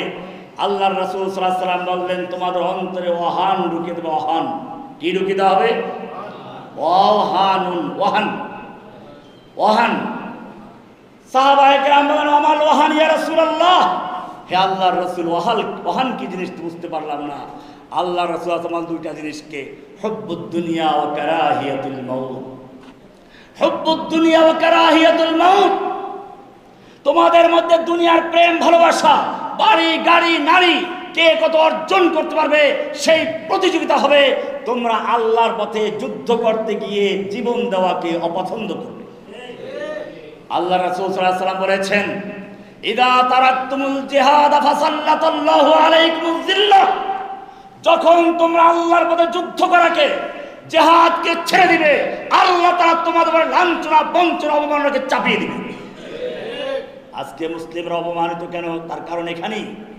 ভেড়ার পালের মতো রোহিঙ্গাদের আক্রমণ করলো, তারা চলে আসলো বাংলাদেশে, তারা প্রতিরোধ করতে পারে নাই। আফগানিস্তানের মুজাহিদরা প্রতিরোধ করেছিল, আল্লাহ তাদের সাহায্য করেছেন। ফিলিস্তিনেরও যাচ্ছে, আল্লাহ তাদের সাহায্য করছেন। কোরআন সেজন্যই বলে, মুসলিমরা শক্তি দিয়ে যুদ্ধ করে না, জনসংখ্যা দিয়ে যুদ্ধ করে না। মুসলিমরা যতগুলো যুদ্ধে বিজয় লাভ করেছে, সব যুদ্ধে মুসলিমদের সংখ্যা ছিল কম, কাফেরদের সংখ্যা ছিল কয়েক গুণ বেশি। সাহায্য আসছে কার পক্ষ থেকে? বদরের যুদ্ধে মুসলিমদের সংখ্যা ছিল কতজন? 313 জন। নিরস্ত্র না সশস্ত্র? কাফেরদের সংখ্যা ছিল কত? 1000। নিরস্ত্র সশস্ত্র? বিজয় লাভ করেছিল কারা? কার সাহায্যে? আল্লাহ তাআলা পরিষ্কার বলেছেন, কাম মিন ফিয়াতিন কালিলাতিন গালাবাত ফিয়াতান কাসীরাতান বিইذنিল্লাহ। কত ক্ষুদ্র ক্ষুদ্র দলকে আল্লাহ তাআলা বিশাল বিশাল বাহিনীর বিরুদ্ধে বিজয় দান করেছেন। আল্লাহর সাহায্য, আল্লাহর অনুমোদনেই তারা বিজয় লাভ করেছে। সে আল্লাহ কি এখনো জীবিত নেই? যে আল্লাহ বদর যুদ্ধে আবু জাহেলের সশস্ত্র যোদ্ধাদেরকে পরাজিত করে নিরস্ত্র নির্জীর্ণ শীর্ণ 313 জনকে বিজয় দান করেছেন, আমি জিজ্ঞেস করতে চাই, সে আল্লাহ আগের মতো শক্তি নিয়ে এখনো জীবিত আছেন কিনা? যে আল্লাহ রাব্বুল আলামিন ফিরআউনকে ধ্বংস করে দিয়ে মূসাকে মুক্ত করে দিয়েছিলেন আশুরার দিবসে, এটা সহিহ riwayat, এটা সহিহ হাদিস। আশুরার দিবসকে আল্লাহ রাসূল জিজ্ঞেস করলেন, কেন তোমরা রোজা রাখছো? ইহুদিরা বলো, বলল, ইয়াউমুন নাজ্জাল্লাহু মূসা ফীহি মিন ফিরআউন ওয়া আগরাকা ফিরআউন। এই দিবসে আল্লাহ রাব্বুল আলামিন মূসাকে ফিরআউনের কবল থেকে নদীতে রাস্তা করে পার করে দিয়েছিলেন। পানি দুভাগ হয়ে ছড়ে গিয়েছিল, তিনি নদীর মাঝখান দিয়ে চলে আসলেন। ফিরআউন সেই রাস্তা দিয়ে যখন নামলো, পানি তো আগের থেকে দাঁড়ানো ছিল, ফাঁকা হয়েছিল, দুদিক থেকে চাপা দিয়ে চুবিয়ে দিল। আমি জিজ্ঞেস করতে চাই, যে আল্লাহ রাব্বুল আলামিন এই আশুরার দিবসে ফিরআউনকে পানিতে চুবিয়ে মারলেন আর সেই পানি ভাগ করে মূসাকে মুক্ত করে দিলেন, পার করে দিলেন, সে আল্লাহ আগের মতো সেই শক্তি নিয়ে জীবিত আছেন কিনা? মিসলে কালিম হো আগর मारे का आजमा कोई, मिसले कलीम हो अगर मारे का आजमा कोई, आज भी आती है कोहे तूर से बंगला तखफ। ও মুসলিম জাতি, যদি সেই মুসার মতো লাঠি নিয়ে সমুদ্রে যে আঘাত করেছিল, কাফেরদের কলিজাঘাত করতে পারো, যে আল্লাহ রাব্বুল আলামিন ফিরআউনকে ধ্বংস করে মূসাকে মুক্তি দিয়েছিলেন, সে আল্লাহ এখনো জীবিত আছেন। যে আল্লাহ ইব্রাহিমকে আগুনে ফেলানো হয়েছিল, আগুনকে বললেন ঠান্ডা হয়ে যাও, আমার ইব্রাহিমের যেন কোনো ক্ষতি না হয়, বারদাম ওয়া সালামা, আরামদায়ক ঠান্ডা হয়ে যাও। যে আল্লাহ রাব্বুল আলামিন এই নমরুদের আগুন থেকে ইব্রাহিমকে মুক্তি দিলেন, নমরুদকে ধ্বংস করলেন, সে আল্লাহ জীবিত আছেন কিনা? ইতিহাস শুধু ওটাই নয়, জসিমউদ্দিন রহমানী তোমাদের সামনে আছে। লেডি ফ্রাউন 11 বছর পর্যন্ত জেলে থাকার পরে যখন হাইকোর্ট থেকে জামিন দিল, জেল গেট থেকে আবার গ্রেফতার করে নিয়ে গেল।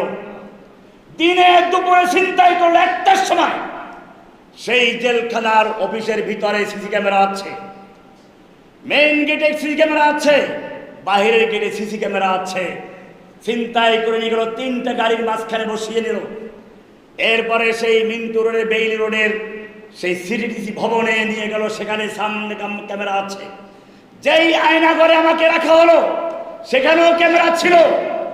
এরপরও প্রচার করা হলো জসিমউদ্দিন রহমানী জেল থেকে বের হয়ে গেছে জামিনে, তাকে খুঁজে পাওয়া যাচ্ছে না, ধরার জন্য চেষ্টা করা হচ্ছে। আর দেশের কতগুলো পত্র পত্রিকা সেই মিথ্যা খবরটাকে প্রচার করলো। এরপরে হাসিনা আবার আমাকে নাটক করে মামলা দিয়ে জেলখানায় ঢুকিয়ে দেয়। আল্লাহ রাব্বুল আলামিন বললেন, থামো।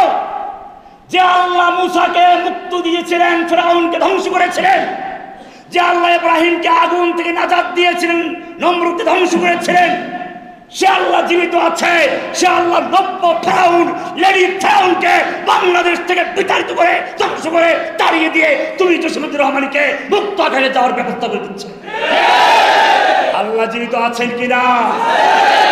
আজ भी जो कर इब्राहिम का ईमान पैदा, आज भी जो कर इब्राहिम का ईमान पैदा, आग कर सकती है अंदाज़ गुलिस्तान पैदा। হে মুসলিম জাতি, যদি সত্যিকার অর্থে ঐক্যবদ্ধভাবে ইব্রাহিমের মতো ঈমান নিয়ে, চেতনা নিয়ে, তাওহীদ নিয়ে বাতিলের সামনে শক্ত প্রাচীর হয়ে দাঁড়াতে পারো, আল্লাহ বলছেন, ইন্নাল্লাহা ইউহিব্বুল্লাযীনা ইউকাতিলুনা ফী সাবিলিহি সাফফান। নিশ্চয় আল্লাহ ভালোবাসেন ওই সকল লোকদেরকে। আল্লাহর ভালোবাসা আমরা সকলে চাই না? আল্লাহর ভালোবাসা চায় কেমন করে মুসলমানরা? যারা আল্লাহর ভালোবাসা চায়, আমরা সকলে চাই কিনা? আল্লাহর ভালোবাসা চাই কিনা? কে কে আল্লাহর ভালোবাসা চায় হাত তুলে দেখান। আল্লাহর ভালোবাসা চায়। আল্লাহ কাদেরকে ভালোবাসেন তা জানতে হবে না? সূরা সফের 4 নম্বর আয়াত পড়ুন। ইন্নাল্লাহা ইউহিব্বুল্লাযীনা ইউকাতিলুনা ফী সাবিলিহি সাফফান। নিশ্চয় আল্লাহ ভালোবাসেন ওই সমস্ত লোকদেরকে।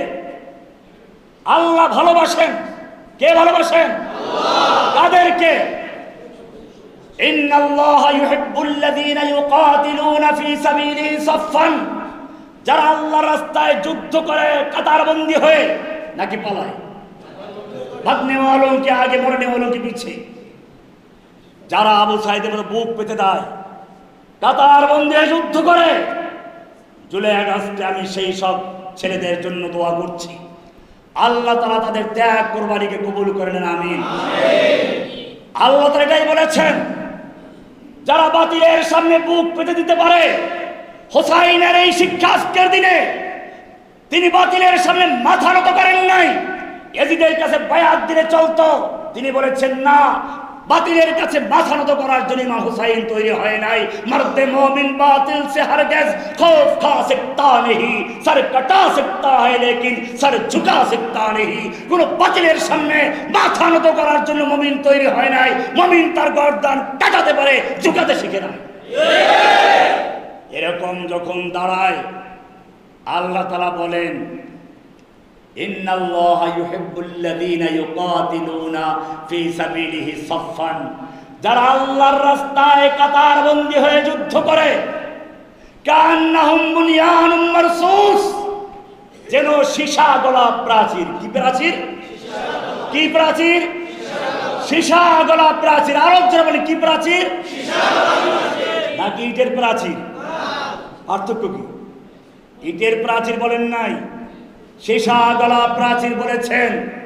ইটের প্রাচীর এক পাশে বাড়ি মারলে ভেঙে গেলে অপর পাশ দাঁড়ায় থাকতে পারে, কিন্তু সীসা গলা প্রাচীর একটা, পড়লে পুরোটা পড়ে যাবে, দাঁড়িয়ে থাকলে পুরোটা দাঁড়িয়ে থাকবে। মুমিনরা যুদ্ধ করবে সেভাবে, একটা লোক পালাবে না, গুলি খেলে সামনে চলবে। এটাই বলেছেন কান্নাহুম বুনিয়ানুম মারসুস, যেন তারা সীসা গলা প্রাচীর। একটা পড়লে 10টা দাঁড়িয়ে যায়, সেটাই দেখেছিল স্বৈরাচারের আমলে। পুলিশ বলেছে একটা গুলি করলে একটাই মরে, তারপরে তো 10টা 4টা দাঁড়িয়ে যায়। এটাই হচ্ছে আয়াতের তাফসীর। ওরা হয়তো আয়াতটা পড়ে নাই, কিন্তু আল্লাহ তাআলা ওদেরকে দেখিয়ে দিয়েছেন কান্নাহুম বুনিয়ানুম মারসুস, যেন তারা সীসা গড়া প্রাচীর। এভাবে যারা জীবন দেয় ইমাম হুসাইনের সত্যিকার অনুসারী, তারা যারা বুক চাপড়ায়, যারা গাল ভাঙ্গে, এই ময়দানে তো একাই শহীদ হন নাই। খুবাইব রাদিয়াল্লাহু তাআলা আনহু মক্কার সবচেয়ে বড় সাহিত্যিক কবি, তাকে সুলিবিদ্ধ অবস্থায় বলা হলো, খুবাইব তোমার মতো একজন কবি সাহিত্যিক, মক্কার ফখর, আরবের গৌরব, আরবি সাহিত্য তোমাকে দিয়ে দলিল পেশ করে, তোমার মতো লোককে ফাঁসি দিতে, সুলিবিদ্ধ করতে আমাদের কষ্ট হচ্ছে। তুমি খালি বলো তোমাকে ছেড়ে মুহাম্মদকে তোমার জায়গায় রাখো, আমরা তোমাকে ছেড়ে দিব। খুবাইব রাদিয়াল্লাহু তাআলা আনহু গর্জে উঠলেন। বুখারী কিতাবুল মাগাজি খুলে দেখুন, ফালাস্তু বালি হিনা উক্তালু মুসলিমা আলা আইয়ি শাক্কিন কানা ফিল্লাহি মাসরাঈ ওয়াযালিকা ফি যাতিল্লাহি ওয়া ইয়াশা ইবারিক লি ফি আওসারি শিলবিন মুমাজ্জাই। ওই কাফেরের দল, আমার নবীকে আমার জায়গায় রেখে দেওয়া হবে আর আমি আরামে থাকবো। ওয়া আনা ফি আহলি বিআওলাদি ওয়া আজওয়াজি, আমি আমার স্ত্রী সন্তানদেরকে নিয়ে আমি বিছানায় আরামে থাকবো, আর আমার নবীর পায়ে কাটা বিদ্ধ হবে, তাও তো বরদাস্ত করবো না। কবিতা পড়লেন, তার হাত কেটে ফেলা হলো, পা কেটে ফেলা হলো, চোখ উপড়ে ফেলা হলো, সুলিবিদ্ধ অবস্থায় তাকে হত্যা করা হলো। কই তার জন্য তো কেউ হায় হাসানের মতো খুবাইবা বলে নাকি? আল্লাহর নবীর চাচা হামজা রাদিয়াল্লাহু তাআলা আনহুকে ওদের যুদ্ধে হত্যা করে তার কলিজা বুক চিরে কলিজা বের করে তারপরে হিন্দা চাবিয়েছিল, তার জন্য তো কেউ বলে হামজা তো বলে না কেউ। সুমাইয়া রাদিয়াল্লাহু তাআলা আনহা ইসলামের প্রথম নারী শহীদা, যার লজ্জাস্থানে বর্ষা দিয়ে আঘাত করে করে হত্যা করা হয়েছে, কই তার জন্য তো কেউ স্লোগান দেয় না সুমাইয়া। এরকম কত সাহাবীদের হত্যা করা, খুবাইবকে, খাব্বাবকে, কত মানুষকে কষ্ট দেওয়া হলো, হত্যা করা হলো। বোঝা গেল এইখানে যারা হোসেনা করে, এরা মূলত হুসাইনকে হত্যা করেছিল, এরাই হুসাইনকে হত্যার জন্য দাওয়াত দিয়েছিল। যখন বিপদ দেখেছে তার দল ত্যাগ করে এজিদের দলে যোগ দিয়েছে। এদেরকে আল্লাহ ভালোবাসেন না, আল্লাহ ভালোবাসেন তাদেরকে যারা ইমাম হুসাইনের মতো সিংহের মতো গর্জে উঠে। আল্লাহ তাআলা বলছেন, ওয়ালা তাহিনু ওয়ালা তাকুলু লিমান ইউকতালু ফি সাবিলিল্লাহি আমওয়াত, যারা আল্লাহর রাস্তায় জীবন দেয়, শহীদ হয়ে যায়, তোমরা তাই মৃত্যু বলো না। বাল আহইয়াউ ওয়ালাকিন লা তাশউরুন, বরং তারা জীবিত, তোমরা তা টের পাচ্ছ না। আবু সাঈদ মরেছে, ইমাম হুসাইন মরেছে, তারা মরে নাই। ইমাম হুসাইন অমর হয়েছে, ইয়াজিদ ধ্বংস হয়েছে। আবু সাঈদ মরে নাই, আবু সাঈদ বেঁচে আছে দেশের লক্ষ লক্ষ জনতার বুকের মাঝে। হাসিনা ধ্বংস হয়েছে। কতলে হুসাইন দর হकीकत মুরগে यजीद है, কতলে হুসাইন দর हकीकत মুরগে यजीद है, ইসলাম জিন্দা होता है हर करबला के बाद। এক একটা কারবালা ঘটে, এক একজন হুসাইন জীবিত হয়ে যায়, আর যুগে যুগে ইয়াজিদরা ধ্বংস হয়ে যায়। এক একটা কারবালা আসে, আবু সাঈদরা শহীদ হয়ে যায়, লেডি ফেরাউনরা দেশ থেকে ধ্বংস হয়ে যায়। সুতরাং মনে রাখতে হবে, এই সব লোকদের প্রতি এখনো অনেকে দয়া দেখাচ্ছে, তাদেরকে প্রতিষ্ঠা করার চক্রান্ত চলছে। আমি পরিষ্কার, আমি কোনো দল করি না, কোনো দলের পক্ষে বক্তব্য দেই না, কিন্তু কোরআন হাদিস অনুযায়ী বলতে চাই, যুগে যুগে যারা শয়তানের পক্ষ নিয়েছে, বিতাড়িত শয়তানের পক্ষ নিয়েছে, ইতিহাসে যুগে যুগে তারা ধ্বংস হয়েছে, পরাজিত হয়েছে, লাঞ্ছিত হয়েছে, ইতিহাস থেকে তারা মুছে গেছে। এজন্য আমাদের সামনে আরো বিপ্লব রয়েছে। ইমাম হুসাইনের সৈনিকদের সামনে আজকে অনেক বড় বড় জিনিস রয়েছে, আন্দোলন রয়েছে, বিপ্লব রয়েছে। ইমাম হুসাইন জীবন দিয়েছেন সত্যের জন্য, ইমাম হুসাইন রক্ত দিয়েছেন আল্লাহর দ্বীনকে সঠিকভাবে পৃথিবীতে প্রতিষ্ঠা করার জন্য। ইমাম আহমদ বিন হাম্বল রাহমাতুল্লাহ আলাইহি জেলখানায় নির্যাতিত হয়েছে। ইমাম মালিক রাহমাতুল্লাহ আলাইহিকে চামড়ার কোড়া দিয়ে পিটানো হতো। ইমাম আবু হানিফা রাহমাতুল্লাহ আলাইহি জেলে মারা গেছেন। কোন কোন রাওয়ায়াতে জেলে মারা গেছেন, কোন রাওয়ায়াতে জেল থেকে মুক্তি দেওয়া হয়েছিল, গৃহবন্দী অবস্থা মারা গেছেন, বন্দী অবস্থা মারা গেছেন। ইমাম ইবনে তাইমিয়া রাহমাতুল্লাহ আলাইহি জেলখানায় মারা গেছেন। সাইয়্যিদ কুতুব রাহমাতুল্লাহ আলাইহি জেলখানায় মারা গেছেন। বাংলাদেশের কোরআনের পাখি আল্লামা সাঈদী সাহেব জেলখানায় বন্দী অবস্থায় মারা গেছে। আমার ছোট ভাই আবুল বাশারকে গুম করা হয়েছিল। নিষ্পাপ নিরীহ একটা যুবক, তাকে নির্যাতন করে করে বন্দী করা অবস্থায় মারে ফেলা হয়েছে। এই জালেমের পক্ষ যারা নিবে, এই জালিমদেরকে যারা প্রতিষ্ঠা করার জন্য ষড়যন্ত্র করে চক্রান্ত করবে, তাদের মনে রাখতে হবে পাহাড়ের সঙ্গে মাথা দিয়ে ধাক্কা দিলে পাহাড় ভাঙে না, মাথা ভেঙে চুরমার হয়ে যায়। জালিমের পক্ষ যারা যুগে যুগে নিয়েছে, আল্লাহর গজবে যারা পড়েছে, তাদের পক্ষ যারা যুগে যুগে নিয়ে তারা ইতিহাস থেকে মুছে গেছে। ইতিহাস তাদেরকে স্মরণ করে নাই। যুগে যুগে ইয়াজিদরা ধ্বংস হয়েছে, হোসাইনরা জীবিত রয়েছে, মূসা জীবিত রয়েছে, ফেরাউন ধ্বংস হয়েছে, ইব্রাহিম জীবিত আছে, নমরুদ ধ্বংস হয়েছে, আবু সাইদ জীবিত আছে। দেশের লক্ষ লক্ষ কোটি মানুষের অন্তরে লেডি ফেরাউন ধ্বংস হয়েছে। এই ধ্বংস পচা লাশকে যারা ডাস্টবিন থেকে তুলে এনে আবার দাঁড় করাতে চায়, জেনে রাখবেন এদেশের জনগণ ওই পচা লাশকে যেরকম ভাবে ডাস্টবিনে ফেলে দিয়েছে, যারা তাদেরকে তুলে আনতে যাবে তাদেরকেও জনগণ ডাস্টবিনে ফেলে দিবে ইনশাআল্লাহ। ইমাম হুসাইনের শাহাদাত আজকের মূল বিষয় নয়, কিন্তু মনে রাখতে হবে এই দিনের ইতিহাসের সঙ্গে যুক্ত হয়ে আছে ইমাম হুসাইনের নাম।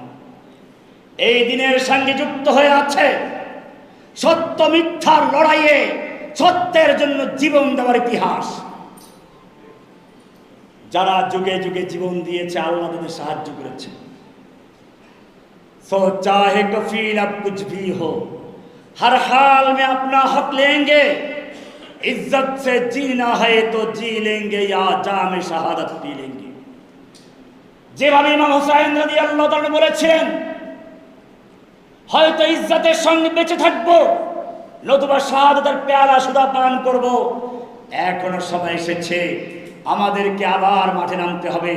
এদেশের মানুষ কোরআন ভালোবাসে, রসুল ভালোবাসে, কিন্তু ইয়াজিদের অনুসারীরা, সেই ইয়াজিদের দরবারের লোকেরা যেরকম বলেছিল ইমাম হুসাইন বুজুর্গ মানুষ, তবে দেশ চালাতে পারবে না, ঠিক তেমনি ভাবে বর্তমানেও ইয়াজিদের বাহিনীর লোকেরা প্রচার করে আলেম ওলামারা দেশ চালাতে পারবে না, তাদের কাছে জিন ছাড়াইতে যাও, ভূত ছাড়াইতে যাও, পানি পড়ার জন্য যাও, তাবিজের জন্য যাও, কিন্তু রাষ্ট্র চালাবার দায়িত্ব তাদের দেওয়া যাবে না। ধন্যবাদ জানাই বাইতুল মুকাররম জাতীয় মসজিদের খতিব, জাতীয় ইমামকে। তিনি এইটা বুঝতে পেরেছেন, জাতির সামনে তুলে ধরেছেন ইয়াজিদের বাহিনী সেকালে যেরকম ভাবে ইমাম হুসাইনকে বুজুর্গ বলে, মূলত রাষ্ট্র পরিচয় অযোগ্য বলে তুচ্ছ তাচ্ছিল্য করেছে, তারা এখনো এই ময়দানে ঘুরঘুর করছে।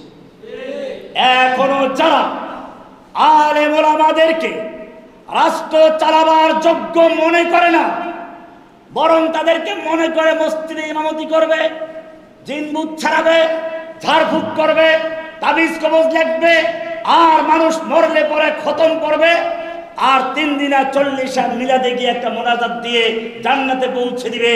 এইটা যারা মনে করে, মনে রাখতে তারাই হচ্ছে সেই ইয়াজিদের 90 অনুসারী, 90 ইয়াজিদের 90 অনুসারী, 90 ইয়াজিদের 90 মুরিদ। এই লোকদের কবল থেকে দিন ইসলামকে মুক্ত করতে হবে। মনে রাখতে হবে এই কোরআন দিয়ে সাহাবায়ে কেরাম রাষ্ট্র পরিচালনা করেছেন, এই কোরআন দিয়ে আল্লাহর নবী রাষ্ট্র চালিয়েছেন, এই কোরআন দিয়ে আবু বকর রাষ্ট্র পরিচালনা করেছেন, এই কোরআন দিয়ে ওমর রাষ্ট্র পরিচালনা করেছেন। যারা কিয়ামত পর্যন্ত কোরআনকে মানবে তারা কোরআন ছাড়া অন্য কোনো সংবিধানের সামনে মাথা নত করতে পারে না।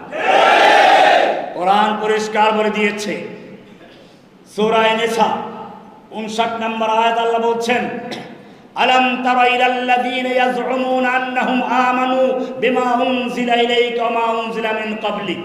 হে নবী, আপনি কি ওই সমস্ত লোকদেরকে দেখেননি যারা দাবি করে তারা ঈমান এনেছে আপনার প্রতি নাযিলকৃত কিতাবের উপরে, ঈমান এনেছে আপনার পূর্বে যত আসমানি কিতাব সবগুলোর উপরে, কিন্তু যখন বলা হয় কোরআনের বিচার মানো, বিচার দিয়ে আদালত কোরআন দিয়ে চালাও, আল্লাহ বলছেন ইউরিদুনা ইয়াতাহাকামু ইলাত তাগুত, কিন্তু যখন বিচার ফয়সালার প্রসঙ্গ আসে, শাসন ব্যবস্থার প্রসঙ্গ আছে, তখন তারা আদালতে কোরআনের বিচার মানতে চায় না, সংসদে কোরআনের আইন চায় না, বঙ্গভবনে, গণভবনে, ব্যাংকে, আদালতে কোরআনের রাজ তারা কায়েম করতে চায় না।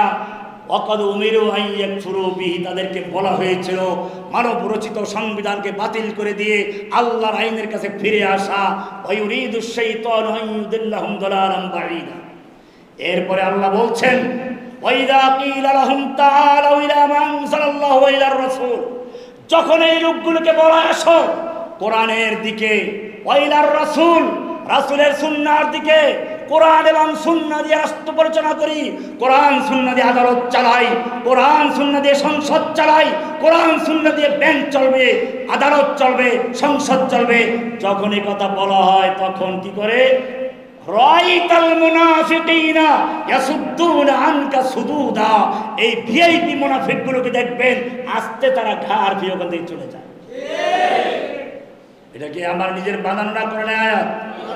সূরা নিসার 60-59 নাম্বার আয়াত পড়ুন, না পাইলে জসিমুদ্দুর রহমানকে ধরুন, যদি পেয়ে যান তাহলে মনে রাখবেন, যদি আপনি কোরআনের শাসন ব্যবস্থার দিকে আহ্বান করার পরেও ঘাড় ফিরে অন্যদিকে চলে যান, কোরআনের ভাষায়, আল্লাহর ভাষার পেটে আল্লাহ তাআলা একটা নাম দিয়েছেন, রাইতাল মুনাফিকিনা ইয়াসুদ্দুনা আনকা সুদুদা, আপনি মুনাফিকগুলোকে দেখবেন আস্তে ঘাটটা ফিরে অন্য চলে গেছে। কি বলেছেন? কি বলেছেন? কে বলেছেন? আল্লাহ। মুনাফিক কে বলেছেন? আল্লাহ। রহমানি বলেছেন? মুনাফিকের লক্ষণ আপনার হাদিসে আরো পড়েছেন, আয়াতুল মুনাফিকি সালাসুন, এটা আপনারা জানেন।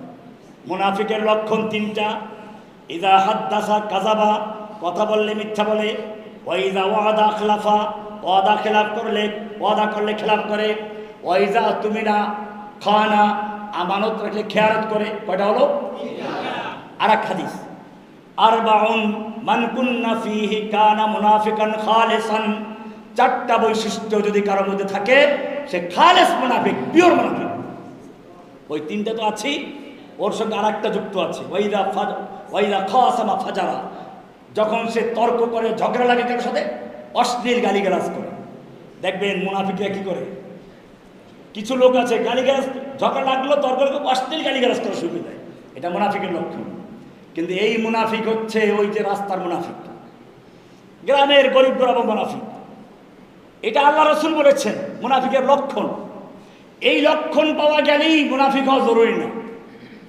আমি এটা এইভাবে বলি, ধরুন আপনার শালা সৌদি আরব চাকরি করে, 10-12 বছর থাকে সেখানে, বাড়িতে আসে নাই, আপনার ছেলের বয়স 10-12 বছর, আপনার শালাকে সে কখনো দেখে নাই, আপনার হাত ধরে এয়ারপোর্ট গেছে, আর বাচ্চার প্রশ্ন শেষ হয় না, আব্বু তোমার শালা দেখতে কেমন, আমার মামা দেখতে কেমন? বাপে বিরক্ত বলে, আরে তোর বাপের শালা দেখতে কালা। কি বললো? ওর বাপের শালা দেখতে কি? এখন ওই বাচ্চা এয়ারপোর্ট থেকে যাকে দেখে কালা, হাফসি হোক যাই হোক, দৌড় দিয়ে ধরে, তু মেরে বাপ কা শালা হয়, কেউ কিন্তু কালা হয়, তুমি আমার বাপের শালা, তুমি যে কালা। এটা কি ঠিক আছে? শালা হইতে হলে কি হইতে হবে? কালা হইতে হবে। কালা হইলে কি না, কি বললাম? ওর বাপের শালা হইতে হলে কি হইতে হবে? কিন্তু কালা হইলেই কি না, আলামত পাওয়া গেলেই যে আলামত জরুরি নয়। হাজিয়া আলামতের জন্য আলামত জরুরি। কাজী মুনাফিকের লক্ষণ বলা হচ্ছে আলামত। আলামতগুলো পাওয়া গেলে আপনি মুনাফিক বলতে পারেন না। হ্যাঁ, মুনাফিকের মধ্যে লক্ষণগুলো থাকবে, কিন্তু এখানে মুনাফিক বলেছেন কে? কি সুন্দর করে বলেছেন, ওয়াইদা কিলা লাহুম তাআলাউ ইলা মা আনজালাল্লাহু ওয়া ইলার রাসূল, যখন এই লোকগুলো 5 ওয়াক্ত নামাজ বি পড়ে, রোজা বি রাখে, হজ বি করে, ইমাম হুসাইনের শাহাদাতের জন্য চোখে পানি বি ঝরায়, কিন্তু যখন বলা হয় ওয়াইদা কিলা লাহুম তাআলাউ ইলা মা আনজালাল্লাহ, যখন এই লোকগুলোকে বলা হয় আসো আল্লাহর কিতাবের দিকে চলে আসো, আল্লাহর কিতাব দিয়ে আদালত চালাই, আল্লাহর কিতাব দিয়ে সংসদ চালাই, আল্লাহর কিতাব দিয়ে বঙ্গভবন চালাই, গণভবন চালাই, ব্যাংক চালাই, আদালত চালাই, তো বলে কি রাআইতাল মুনাফিকিনা ইয়াসুদ্দুনা আনকা সুদুদা, আপনি এই মুনাফিকগুলোকে দেখবেন আস্তে করে তারা ঘাটটা ফিরে ওখান থেকে চলে গেছে। এইবারে সামনে গিয়ে আল্লাহ রাব্বুল আলামিন সূরা নিসার 65 নম্বরে বলছেন, ফালা ওয়া রাব্বিকা লা ইউমিনুনা হাত্তা ইউহাক্কিমুকা ফীমা শাজারা বাইনাহুম, না, ওরা যতই নিজেদেরকে ইমানদার দাবি করুক না কেন, 5 ওয়াক্ত নামাজ পড়ুক না কেন, রমজান মাসে ইফতারি কিনে ঘর ভরে ফেলুক না কেন, আর তাহাজ্জুদে গিয়ে সেজদায় পড়ে যদি কপালে দাগ পড়ে যায়, ফালা ওয়া রাব্বিকা লা ইউমিনুন, আপনার রবের কসম ওরা মুমিন নয়, হাত্তা ইউহাক্কিমুকা ফীমা শাজারা বাইনাহুম, যতক্ষণ পর্যন্ত তাদের পারস্পরিক মামলা মোকদ্দমার ক্ষেত্রে, বিচার ফয়সালার ক্ষেত্রে আপনার আদালতে বিচার না নিয়ে আসবে, কোরআন সুন্নাহর বিচার না মানবে, সুম্মা লা ইয়াজিদু ফি আনফুসিহিম হারাজাম মিম্মা কাদাইতা, অতঃপর তাদের মনের মধ্যে কোনো খুঁতখুঁতি থাকবে না, সংশয় থাকবে না, ওয়ায়ুসাল্লিমু তাসলিমা, সম্পূর্ণভাবে আল্লাহর আইনের কাছে আত্মসমর্পণ না করা পর্যন্ত সে মুমিন হতে পারে না। সুতরাং আজকের এই বিশেষ আলোচনা, বিশেষ দিবসে আমাদের যদি কোনো কিছু শিক্ষা থাকে, অনুসরণ থাকে, তাহলে সেই কবির সঙ্গে মিলিয়ে বলতে হয়, ত্যাগ চাই মরসিয়া ক্রন্দন চাই না। যদি আল্লাহর দ্বীনের জন্য প্রয়োজন হয়, বাতিলের সামনে বুক টান করে দেওয়ার জন্য, ইমাম হুসাইনের আদর্শ যদি কেউ বাস্তবায়ন করতে চায়, আল্লাহ বলছেন, একদল লোক বলল আমরা আল্লাহকে ভালোবাসি, নাহনু আবনাউল্লাহি ওয়া হিব্বাহু, আমরা আল্লাহর সন্তান, আল্লাহর নাতিপুতি। কারা বলেছিল? কারা বলেছিল? কোরআনে আছে, কোরআন তো পড়বেন না, কোরআনে আছে, নাহনু আবনাউল্লাহি ওয়া হিব্বাহু, আমরা আবনা মানে আল্লাহর সন্তান, আল্লাহর নাতিপুতি। সন্তান আবার তেজ্য পুত্র হতে পারে না, না, ওয়া হিব্বাহু আল্লাহর প্রিয় সন্তান, নাতিপুতি তেজ্য নাতিপুতি না। আল্লাহ বললেন, আল্লাহ তো সত্যিকার আল্লাহকে ভালোবাসো, কুল ইন কুনতুম তুহিব্বুনাল্লাহ ফাত্তাবিউনি ইউহিব্বুকুমুল্লাহ, যদি সত্যিকার এই নবী আপনি বলে দিন, আপনি জানিয়ে দিন, ইন কুনতুম তুহিব্বুনাল্লাহ, যদি তোমরা সত্যি আল্লাহকে ভালোবাসো, আল্লাহর ভালোবাসার দাবি যদি সত্য হয়, ফাত্তাবিউনি, আমাকে অনুসরণ করো। আমি যেরকম ভাবে ইকামত দ্বীনের জন্য বদরে, উহুদে, খন্দকে যুদ্ধ করেছি, লোহার পোশাক পরেছি, দান দান শহীদ করেছি, যদি সত্যিকার অর্থে আমার ভালোবাসা চাও, আল্লাহ বলছেন আমার ভালোবাসা চাও, হে নবী বলে দিন আমার অনুসরণ করো। কার অনুসরণ করতে বলা হয়েছে? নাকি রাসূলের নামে মিষ্টি খেতে বলেছে? মিষ্টি খান আমি আপত্তি করবো না, কিন্তু অনুসরণ। ইমাম ইব্রাহিম আলাইহিস সালামকে একদল লোক ভালোবাসার দাবি করল, স্লোগান দিল, কোরআন বলছে কুনু হুদান আও নাসারা তাহতাদু, ইব্রাহিমকে যারা ভালোবাসো তারা ইহুদি খ্রিস্টান হয়ে যাও। আল্লাহ বলছেন না, মা কানা ইব্রাহিম ইহুদিয়ান ওয়ালা নাসরানিয়ান ওয়ালাকিন কানা হানিফান মুসলিমা, ইব্রাহিম ইহুদিও ছিলেন না, খ্রিস্টান ছিলেন না, তিনি ছিলেন হানিফা মুসলিমা। হানিফ মানে হলো সমস্ত বাতিলকে বর্জন করে, ত্যাগ করে শুধু একজনকে গ্রহণ করেন, কাকে? আল্লাহ। ইব্রাহিম তাই ছিলেন। কুল ইন্না সালাতি ওয়া নুসুকি ওয়া মাহইয়ায়া ওয়া মামাতি লিল্লাহি রাব্বিল আলামিন। নিজের জীবন দিলেন, আগুনে ঝাঁপিয়ে পড়লেন, বাতিলের সামনে মাথা নত করেন নাই। আবার সন্তানের জীবন দেওয়ার জন্য হুকুম হলো, সন্তানের গলায় ছুরি চালিয়ে দিলেন। পরীক্ষা দিলেন নিজের জীবন দিয়ে, পরীক্ষা দিলেন সন্তানের জীবন দিয়ে, পরীক্ষায় পাশ করেছেন, আল্লাহ সাহায্য করেছেন। এটাই হচ্ছে ভালোবাসার বাস্তবায়ন, ভালোবাসার প্রমাণ। ঠিক এখনো যদি কেউ সত্যিকার অর্থে ইমাম হোসাইনকে ভালোবাসে, তাহলে এই বুক চাপড়ানো আর গাল থাপড়ানো আর জামা কাপড় ছিঁড়ে ফেলা, রক্তপাত ঘটানো মুসলিমদের তরিকা নয়। আল্লাহ রাসূল সাল্লাল্লাহু আলাইহি ওয়াসাল্লাম বলেছেন, লাইসা মিন্না মান দারাবাল হুদুদ ওয়া শাক্কাল জুয়ুব ওয়া দা'a বিদাওয়াল জাহিলিয়া। যে ব্যক্তি গাল চাপড়ায়, বুক থাপড়ায়, জামা কাপড় ছিঁড়ে ফেলে, লাইসা মিন্না, সে যতই দাবি করুক ও হোসেনা, হায় হাসান, হায় হোসেন, যতই গাল চাপড়াক, সে ইহুদি হতে পারে, খ্রিস্টান হতে পারে, হিন্দু হতে পারে, বৌদ্ধ হতে পারে, নাস্তিক মুরতাদ হতে পারে, সে মুমিন হতে পারে না। সুতরাং আর লম্বা না, আশুরার শিক্ষা, মুহররমের শিক্ষা, बातिल से दबने वाले नहीं है आसमान, हम सोबर कर चुका है तू इम्तिहान हमारा। বাতিলের সামনে মাথা নত করার মতো লোক আমরা নই, তুমি আমাদের বারবার পরীক্ষা করেছো। हर सिमत मचलती किरणों ने अफसून शबे गम तोड़ दिया। हर सिमत मचलती किरणों ने अफसून शबे गम तोड़ दिया। अब जाग उठे हैं दीवाने, दुनिया को जगा कर दम लेंगे। বাংলার যুবকরা জেগে উঠেছিল, আল্লাহ বিজয় দিয়েছেন। এবারে তোমাদেরকে আর একবার জাগতে হবে, কোরআনের রাজ কায়েম করার জন্য প্রয়োজন আবু সাইদের মতো বুক টান করে বুলেটের সামনে দাঁড়াতে হবে। কে কে তৈরি আছো? सबक पढ़ फिर सदाकत का, अदालत का, शजाअत का, लिया जाएगा काम तुझसे दुनिया की इमामत का। आखिर दावाना अनिल हम्दुलिल्लाहि रब्बिल आलमीन।